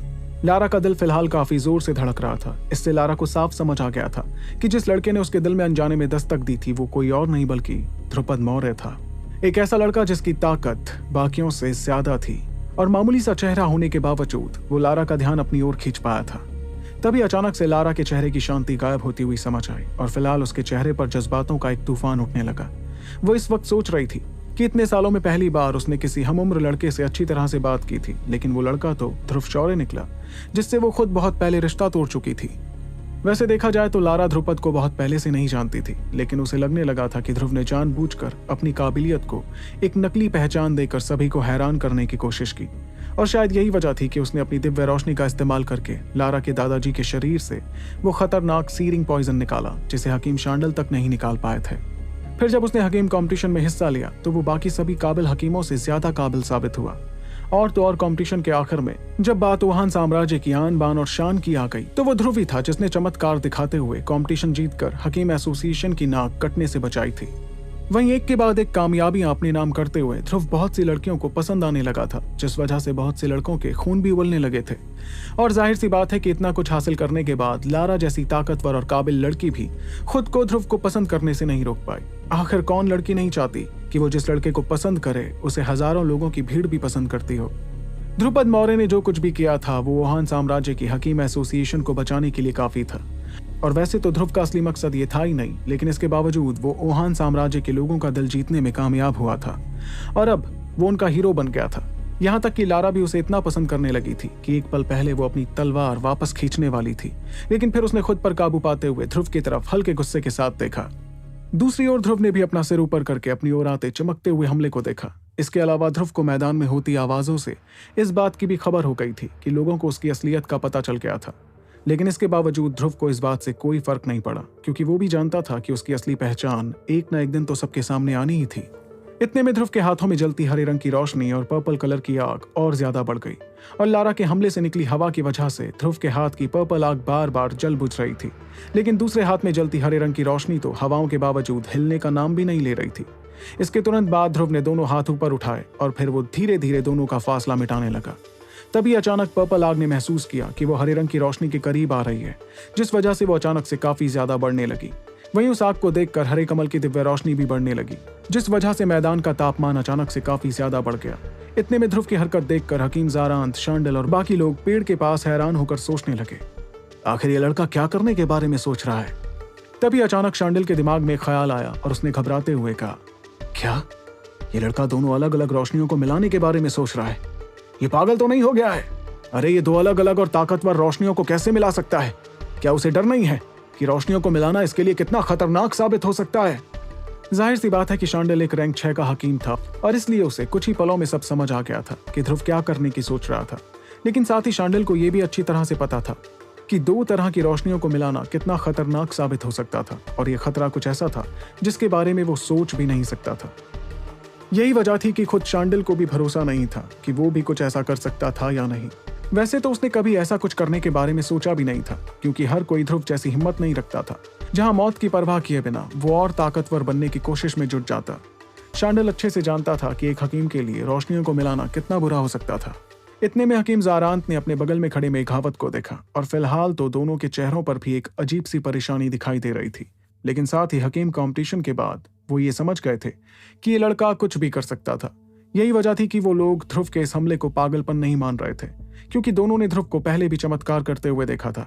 वहीं ध्रुव को दोनों रोशनियां मिलाते देख युगराल ने भी परेशान होते हुए कहा, क्या ये लड़का फिर से उस हमले का इस्तेमाल करने वाला है? मारे गए। ये कहते वक्त उसके हाथ कांपने लगे थे। वैसे तो युगराल समझ गया था कि यह हमला ध्रुव का सबसे ताकतवर हमला नहीं था, लेकिन फिर भी पहली बार की शौर्य कमल की रोशनी को देखने के बाद युगराल के जहन में एक अजीब सा डर बैठ गया था, जिसके चलते वो इस हमले से काफी घबराने लगा। और इस बार भी युगराल का मन किया कि वो कहीं दूर भाग जाए, लेकिन किस्मत से इस बार युगराल ने ऐसा कुछ नहीं किया। इसके बावजूद युगराल ने तुरंत अपने शरीर से शक्तियां निकालनी शुरू की, जिसके साथ वो लगातार मैदान की तरफ देखता रहा। इस दौरान मैदान में हरे रंग की रोशनी पर्पल कलर की आग के बहुत करीब आ गई थी। इस वजह से शक्तियों के बुलबुले निकलकर आसपास फैलने लगे। बीच बीच में जब आग की लपटें रोशनी से टकराती तो एक अजीब सा धमाका होता, जिससे सभी हैरान रह जाते। लेकिन इस वक्त ध्रुव का पूरा ध्यान तो दोनों ताकतवर शक्तियों को मिलाकर शौर्य कमल की रोशनी बनाने में था। और फिर एक पल की शांति के बाद अचानक से उसके दोनों हाथ एक दूसरे से मिल गए। इस आवाज के तुरंत बाद वो दोनों शक्तियां एक दूसरे से टकरा गईं, जिससे निकले शक्तियों के बुलबुले ध्रुव के हाथ में गरजने लगे। लेकिन ध्रुव ने उस गर्जन को नजरअंदाज करते हुए तुरंत अपने हाथों पर अंदरूनी शक्तियों का इस्तेमाल किया, जो उसके शरीर से निकलते हुए दोनों रोशनियों को लपेटने लगी। फिर जैसे जैसे वो दोनों शक्तियां अंदरूनी शक्तियों के घेरे में आईं, तो ध्रुव ने उन्हें अच्छी तरह से काबू में करना शुरू किया। फिर ध्रुव ने अपने दोनों हाथों को तेजी से रगड़ना शुरू किया, जिसके कुछ पलों बाद वो गरजने की आवाज बंद हो गई। ये महसूस करते हुए ध्रुव ने एक राहत की सांस ली और फिर धीरे से उसने अपने दोनों हाथों को दूर करना शुरू किया। इस दौरान उसके हाथों में से एक हरी और एक पर्पल रंग की रोशनी दिखाई देने लगी, जिसकी चमक धीरे धीरे कम होती गई। तभी अचानक लोगों ने कुछ ऐसा देखा जिसे देखकर वो दंग रह गए। दरअसल लोगों ने देखा कि दोनों रंगों की रोशनियों के मिलने से फिलहाल एक हरे और एक पर्पल कलर का कमल ध्रुव के हाथों के ऊपर तैरने लगा था। वह इन दोनों रंगों के कमल को हवा में तैरते देख हकीम शांडिल की आंखें हैरानी में बड़ी हो गईं। दरअसल उसने आज तक ऐसी कोई शक्ति नहीं देखी थी, इसलिए वो अपनी आंखों पर यकीन नहीं कर पा रहा था। इतने में शांडिल मैदान में फैली अपनी अंदरूनी शक्तियों को सीधे उस कमल के पास ले गया और फिर जैसे ही उसने उस कमल को गौर से देखा तो वो और ज्यादा हैरान हो गया। कितनी खतरनाक शक्ति है ये! दिव्य रोशनी और तिलस्मी रोशनी के मिलने से बनी ये शक्ति बहुत ज्यादा ताकतवर है। लेकिन ताज्जुब की बात यह है कि ये लड़का तो वो इतनी ताकतवर और खतरनाक रोशनियों को एक दूसरे से मिलाने में कामयाब कैसे हो गया। दरअसल रैंक 6 का हकीम होने की वजह से शांडिल समझ गया था कि दोनों रोशनियों को मिलाना कितना ज्यादा खतरनाक हो सकता था। लेकिन वो इस बात से हैरान था कि दोनों रोशनियों को एक दूसरे से मिलाने के लिए दोनों रोशनियों पर इतने अच्छे काबू की जरूरत पड़ती कि ना जाने इस 20 साल के लड़के ने ये कैसे हासिल किया होगा। क्योंकि शांडिल को पता था कि अगर दोनों शक्तियों में से एक भी शक्ति काबू के बाहर हुई तो फिर ऐसा धमाका होगा जिससे सबसे पहले रोशनियों का मालिक ही मारा जाएगा। और जितनी आसानी से ध्रुव ने खतरनाक काम किया था उसे देखकर तो शांडिल खुद को हैरान होने से नहीं रोक पाया। यही सब सोचकर शांडिल ने कहां भरते हुए बगल में खड़े रेहान से कहा, रेहान, इस लड़के से हारने में कोई शर्म की बात नहीं है, ये वाकई एक जीनियस है। वहीं अपने गुरु की इस बात को सुनकर रेहान अपना सिर हिलाने लगा और वैसे तो उसकी अंदरूनी शक्तियां शांडिल जैसी बिल्कुल नहीं थी, लेकिन इसके बावजूद वो भी अंदाजा लगा पा रहा था कि ध्रुव के हाथों की 2 रंगों की शक्ति कितनी ज्यादा ताकतवर थी। इतने में हकीम शांडिल ने कुछ सोचते हुए आगे कहा, अब तो मुझे बिल्कुल समझ नहीं आ रहा कि आखिर ये मुकाबला कौन जीतने वाला है और कौन हारने वाला है। इस दौरान मैदान से काफी ऊपर पत्थर से बनी कुर्सियों पर बैठे बुजुर्ग ओलाफ ने ध्रुव के हाथों में तैयार कमल को देखकर सवाल किया, अब ये कौन सी नई चीज है? ये कहते वक्त उसके चेहरे पर एक अजीब सी परेशानी थी, जिसे महसूस करते हुए उसके आसपास बैठे बुजुर्गों ने एक दूसरे की तरफ देखकर उसे जवाब दिया, इस बारे में तो हमें भी नहीं पता। और बुजुर्गों का जवाब सुनते ही ओलाफ हल्की खींच के साथ अपनी दाढ़ी सहलाने लगा और इस वक्त उसे एक घबराहट महसूस होने लगी। इस दौरान मैदान में मौजूद सभी लोगों की नजरें ध्रुव के हाथों पर ही टिकी हुई थी। वैसे तो कोई भी नहीं जानता था कि आखिर वो कौन सी चीज है, लेकिन अंबर दल के मेंबर्स को इतना जरूर लगने लगा कि वो जो कुछ भी था काफी खतरनाक था। यहाँ तक कि जो मेंबर्स मैदान के पास बैठे हुए थे उन्हें इतनी तेज गर्मी महसूस होने लगी कि वो पसीने से तरबतर हो गए। इसके तुरंत बाद सभी लोगों ने अपनी शक्तियों के इस्तेमाल से अपने शरीर को उस गर्माहट से बचाना शुरू किया। वहीं पेड़ के ऊपर खड़े हकीम ज़ारांत ने ध्रुव के हाथों के ऊपर तैरते कमल को देखकर मेघावत की तरफ देखते हुए कहा, ये तो कितनी ताकतवर शक्ति है, ये लड़का तो सच में पहेलियों का पिटारा है। ये हर बार नया हुक्म का इक्का निकाल कर सभी को हैरान करने में कैसे कामयाब हो जाता है। ये कहते हुए वो अपना सिर हिलाने लगे और मनी मन इस बात से थोड़ा परेशान भी होने लगे। दरअसल वो दोनों जब से इस लड़के से मिले थे तब से उन्हें हर बार कुछ नया और ताकतवर देखने को मिलता। इस वजह से वो अब ध्रुव से थोड़ा घबराने भी लगे थे। तो क्या होगा जब ध्रुव एक बार फिर इस्तेमाल करेगा अपनी शौर्य कमल की रोशनी का, ये जानने के लिए आपको सुनना होगा the one and only RJ Rivansh के साथ सुपर योद्धा।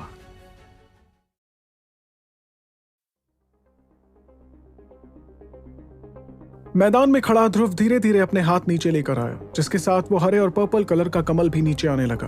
तभी ध्रुव ने देखा कि लारा की तलवार से निकली सूरज की शक्तियां उसके बेहद करीब आ गईं। ये देखकर ध्रुव ने अपनी आंखें बंद करके एक गहरी सांस ली और फिर धीमी आवाज में कहा, शौर्य कमल की रोशनी, जाओ और जाकर अपना काम करो। और जैसे ही ध्रुव ने ये कहा तो उसके हाथ के पास मंडराता कमल अचानक से उसके हाथ से दूर जाने लगा। फिर बिजली की रफ्तार से वो लारा के हमले की तरफ बढ़ा। ये देखकर लारा भी काफी घबरा गई और उसने तुरंत अपनी शक्तियों से भरी तलवार को भी अपने हमले का साथ देने के लिए ध्रुव की तरफ फेंक दिया। वहीं मैदान में मौजूद सभी लोग इस वक्त लारा के 2 हमलों को ध्रुव के एक हमले की तरफ बढ़ते हुए देख रहे थे और उन्होंने देखा कि कैसे वो शक्तियां किसी टूटते तारे की तरह दिखाई दे रही थी जो एक दूसरे से टकराने ही वाली थी। फिर जैसे ही वो शक्तियां एक दूसरे से टकराईं तो उस मैदान में एक बहुत तेज धमाका हुआ। इतना ही नहीं बल्कि उस धमाके से एक पल के लिए पूरा अंबर पर्वत ही कांपने लगा। फिर उस धमाके की गूंज चारों तरफ सुनाई देने लगी और कुछ पल के लिए तो वहां मौजूद सभी लोग डर के मारे कांपने लगे। ये आवाज कुछ ऐसी थी जैसे बिजली के देवता ने गुस्से में मैदान पर एक बिजली का झटका फेंक दिया हो। वहीं इन ताकतवर और खतरनाक शक्तियों के टकराने से शक्तियों की एक बहुत बड़ी लहर उठी जो पूरे मैदान में फैलने लगी। इस वक्त मैदान में मौजूद सभी लोगों ने अपने बचने के लिए शक्तियों का कवच तैयार कर लिया, लेकिन उस धमाके से निकली शक्ति ने तो सभी के कवच तक को तोड़ना शुरू कर दिया था। इससे साफ जाहिर हो गया था कि अंबर दल के सभी लोगों ने उस शक्ति का गलत अंदाजा लगा लिया था, जिस वजह से उनके बनाए शक्तियों के कवच अचानक से टूटने लगे। इस वजह से अंबर दल के बहुत से नए मेंबर्स काफी घबरा गए और कुछ के मुंह से तो खून की उल्टियां भी निकलने लगी। इतने में बुजुर्ग ओलाफ की नजर अपने दल के लोगों पर पड़ी और उन्होंने उनकी ऐसी हालत देखकर चिल्लाते हुए कहा, अपने कवच बनाते जाओ, कोई भी रुकेगा नहीं। और ओलाफ की बात सुनते ही अंबर दल के सभी मेंबर्स अपनी सारी शक्तियां इस्तेमाल करते हुए एक बार फिर से कवच बनाने लगे। इस दौरान मैदान में अलग अलग रंगों की शक्तियां मिलकर एक कवच में बदलने लगी, जो अंबर दल के मेंबर्स की रक्षा के लिए तैयार किया जा रहा था। फिर पलक झपकते ही वो सारी शक्तियां मिलकर एक मोटे और ताकतवर कवच में बदल गईं, जिसने मैदान के आधे से ज्यादा हिस्से को धमाके की शक्तियों से बचा लिया। लेकिन जैसे ही शक्तियों का वो बड़ा सा कवच तैयार हुआ तो अचानक से मैदान में एक और धमाका सुनाई दिया, जिससे निकली शक्ति पिछले धमाके से और भी ज्यादा ताकतवर समझ आ रही थी। और अगले ही पल वो शक्ति तेजी से कवच की ओर बढ़ी और सीधे जाकर उससे टकरा गई। फिर उस शक्ति के कवच से टकराते ही अचानक से उस कवच में बहुत सी दरारें पड़ने लगी और उन्हें बना रहे मेंबर्स को एक बहुत तेज दर्द महसूस हुआ। लेकिन किस्मत से इस बार वो शक्ति कवच पिछली बार की तरह टूटा नहीं, जिस वजह से वो मेंबर्स कुछ ही पलों में ठीक हो गए। वहीं दूसरी ओर पेड़ों के पास खड़े ताकतवर लोगों ने जैसे ही धमाके से निकली शक्तियों को अपनी ओर आते हुए देखा तो सभी ने अपना हाथ लहराते हुए एक मजबूत शक्ति कवच बना लिया, ताकि उन्हें किसी तरह का कोई नुकसान न पहुंच सके। इस दौरान हकीम ज़ारांत, मेघावत, युगराल, शांडल और ऐसे ही कुछ गिने चुने लोग ही थे जो इतने ताकतवर थे कि उन्हें शक्तियों के कवच की जरूरत भी नहीं पड़ी।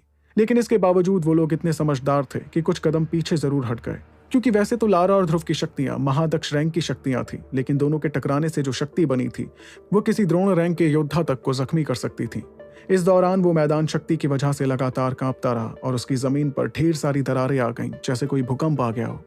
इतने में ध्रुव, जो कि मैदान में खड़ा अपनी ओर तेजी से आती शक्ति को देख रहा था, अचानक से एक कदम पीछे हुआ और फिर उसकी पीठ जरा सी कांपने लगी, जिसके एक पल बाद उसकी पीठ से चील के पंख बाहर निकले, जिसके बाद ध्रुव ने तेजी से अपना पैर जमीन पर पटका और वो एक झटके में हवा में उड़ता हुआ दिखाई देने लगा।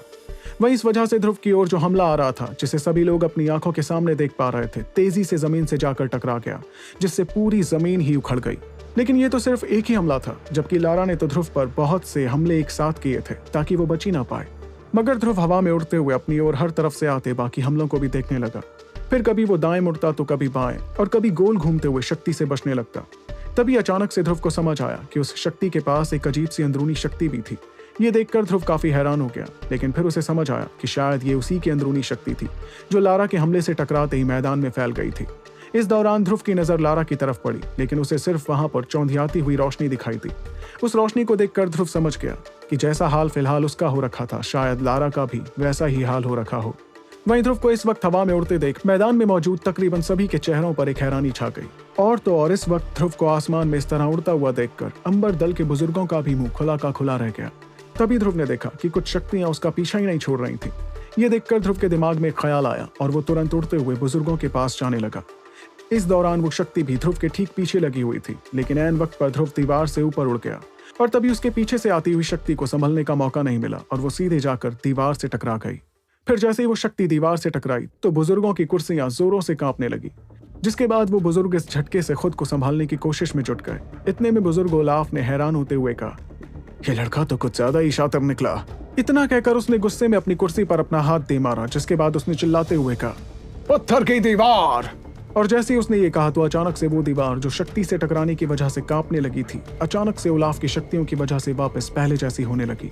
इसके साथ ही ओलाफ की शक्तियों ने सभी बुजुर्गों के सामने शक्ति की एक बड़ी सी दीवार खड़ी कर दी, जिससे वो लोग मुकाबले में होते हमलों से पूरी तरह सुरक्षित हो गए।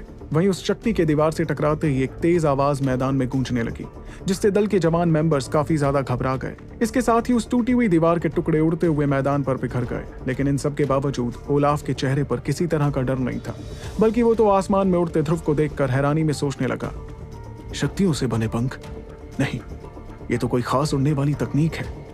ये लड़का कितना किस्मत वाला है कि इसके पास ऐसी खास और अनोखी चीज भी है। इतने में अचानक उसके पास बैठे एक बुजुर्ग ने गुस्से में ध्रुव की तरफ देखते हुए कहा, इस लड़के की इतनी हिम्मत, इसने लारा के हमले को हमारी तरफ ही कर दिया। इस पर एक और बुजुर्ग ने कुछ सोचते हुए आवाज में परेशानी के साथ कहा, मुझे लगता है कि लारा शायद किसी बड़ी मुसीबत में है। और तो और इस लड़के ध्रुव के पास एक उड़ने वाली तकनीक भी है। वैसे देखा जाए तो शक्तियों के इस्तेमाल से लारा भी कुछ वक्त के लिए हवा में रह सकती है, लेकिन इस लड़के के मुकाबले तो वो ज्यादा देर हवा में टिक ही नहीं पाएगी। इसका मतलब अगर ध्रुव ये मुकाबला हवा में करने लगा तो इससे लारा को बहुत नुकसान हो जाएगा। बुजुर्ग ओलाफ, अब तो पानी सर के ऊपर जा चुका है। ये लड़का ध्रुव तो सच में बहुत ज्यादा ताकतवर निकला। ये सुनकर ओलाफ परेशान होते हुए अपनी दाढ़ी सहलाने लगे। फिर कुछ पलों तक सोचते रहने के बाद उसने धीमी आवाज में कहा, थोड़ा और इंतजार करते हैं और देखते हैं। हमें किसी भी हाल में लारा को यह मुकाबला हारने नहीं देना है, क्योंकि अगर गलती से भी ऐसा हुआ तो इतने सारे ताकतवर लोगों के सामने अंबर दल की नाक तो कट ही जाएगी। वहीं ओलाफ की बात सुनकर उसके बगल में बैठे बुजुर्ग ने हैरान होते हुए पूछा, क्या बुजुर्ग ओलाफ, आप कहना क्या चाहते हैं? इस पर ओलाफ अपना सिर हिलाकर उसे जवाब देने लगा, पहले थोड़ा रुककर इंतजार तो करते हैं। वो इसके आगे अपनी बात कहने ही वाला था कि तभी अचानक मैदान की रोशनी थोड़ी कम हुई और उसे लारा की एक झलक दिखी। फिर लारा को देखकर उसके चेहरे पर परेशानी दिखाई देने लगी, जिसके साथ उसने हड़बड़ाते हुए कहा, क्या लारा लारा तो जख्मी हो गई है। और सिर्फ वही नहीं बल्कि मैदान में मौजूद सभी लोग देख पा रहे थे कि लारा लगातार शक्तियों से बचने की कोशिश कर रही थी। ये शक्तियां बिल्कुल वैसी ही शक्तियां थी जो ध्रुव के पीछे पड़ गई थी। फिर लारा अपनी वायुमूल शक्ति का फायदा उठाकर तेज रफ्तार से शक्तियों से बचने लगी। लेकिन कुछ ही पलों में जब लारा ने 10 से भी ज्यादा हमलों से खुद को बचा लिया, तब थकान के चलते उसका शरीर काफी धीमा हो गया और तभी अचानक एक शक्ति आकर उससे टकरा गई।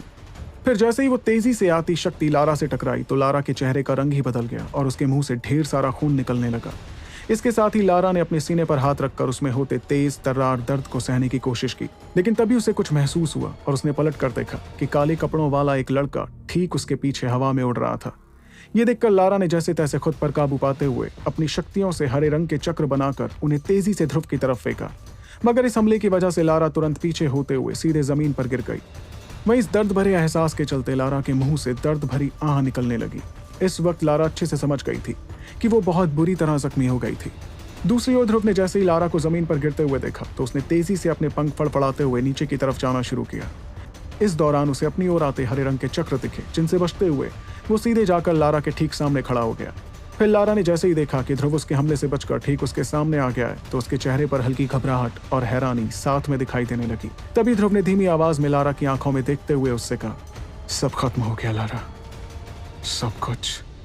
इतना कहकर अचानक से उसके कानों में एक हवा चलने लगी, जिसके बाद वो लगातार लारा के चेहरे की घबराहट को देखता रहा।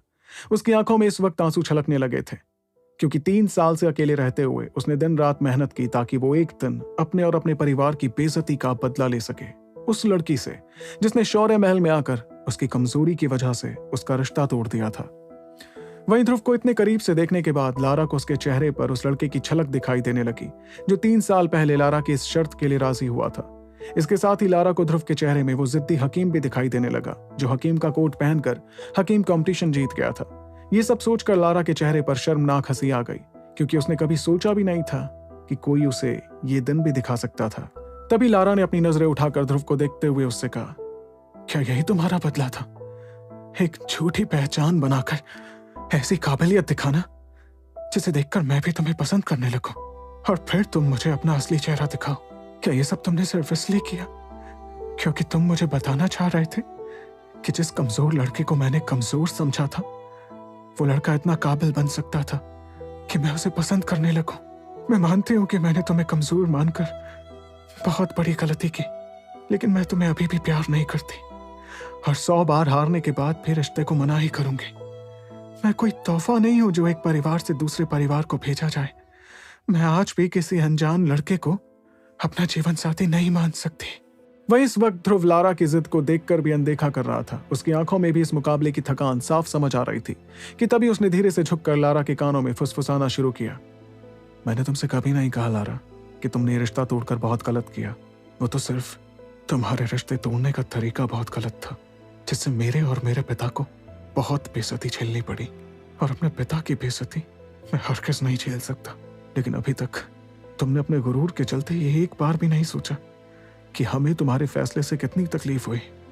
खैर, अब जो हम इस मुकाम पर पहुंच ही गए हैं, इसलिए इस बारे में बात करने का कोई भी फायदा नहीं कि क्या सही था और क्या गलत। आगे जाकर हम कभी एक दूसरे से नहीं मिलेंगे। तुम अंबर दल की लीडर बन सकती हो और साथ साथ अपनी कठिन ट्रेनिंग जारी रख सकती हो।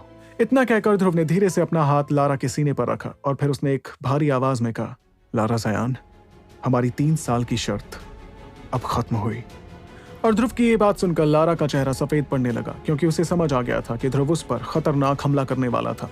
लेकिन तभी अचानक ध्रुव को बुजुर्गों के पास से एक आवाज सुनाई दी, ध्रुव शौर्य, देखो, अंबरदल की इज्जत रखने के लिए ये मान जाओ कि लारा ने जो कुछ भी किया वो सही था और उसे इतनी बुरी तरह से मत हराओ।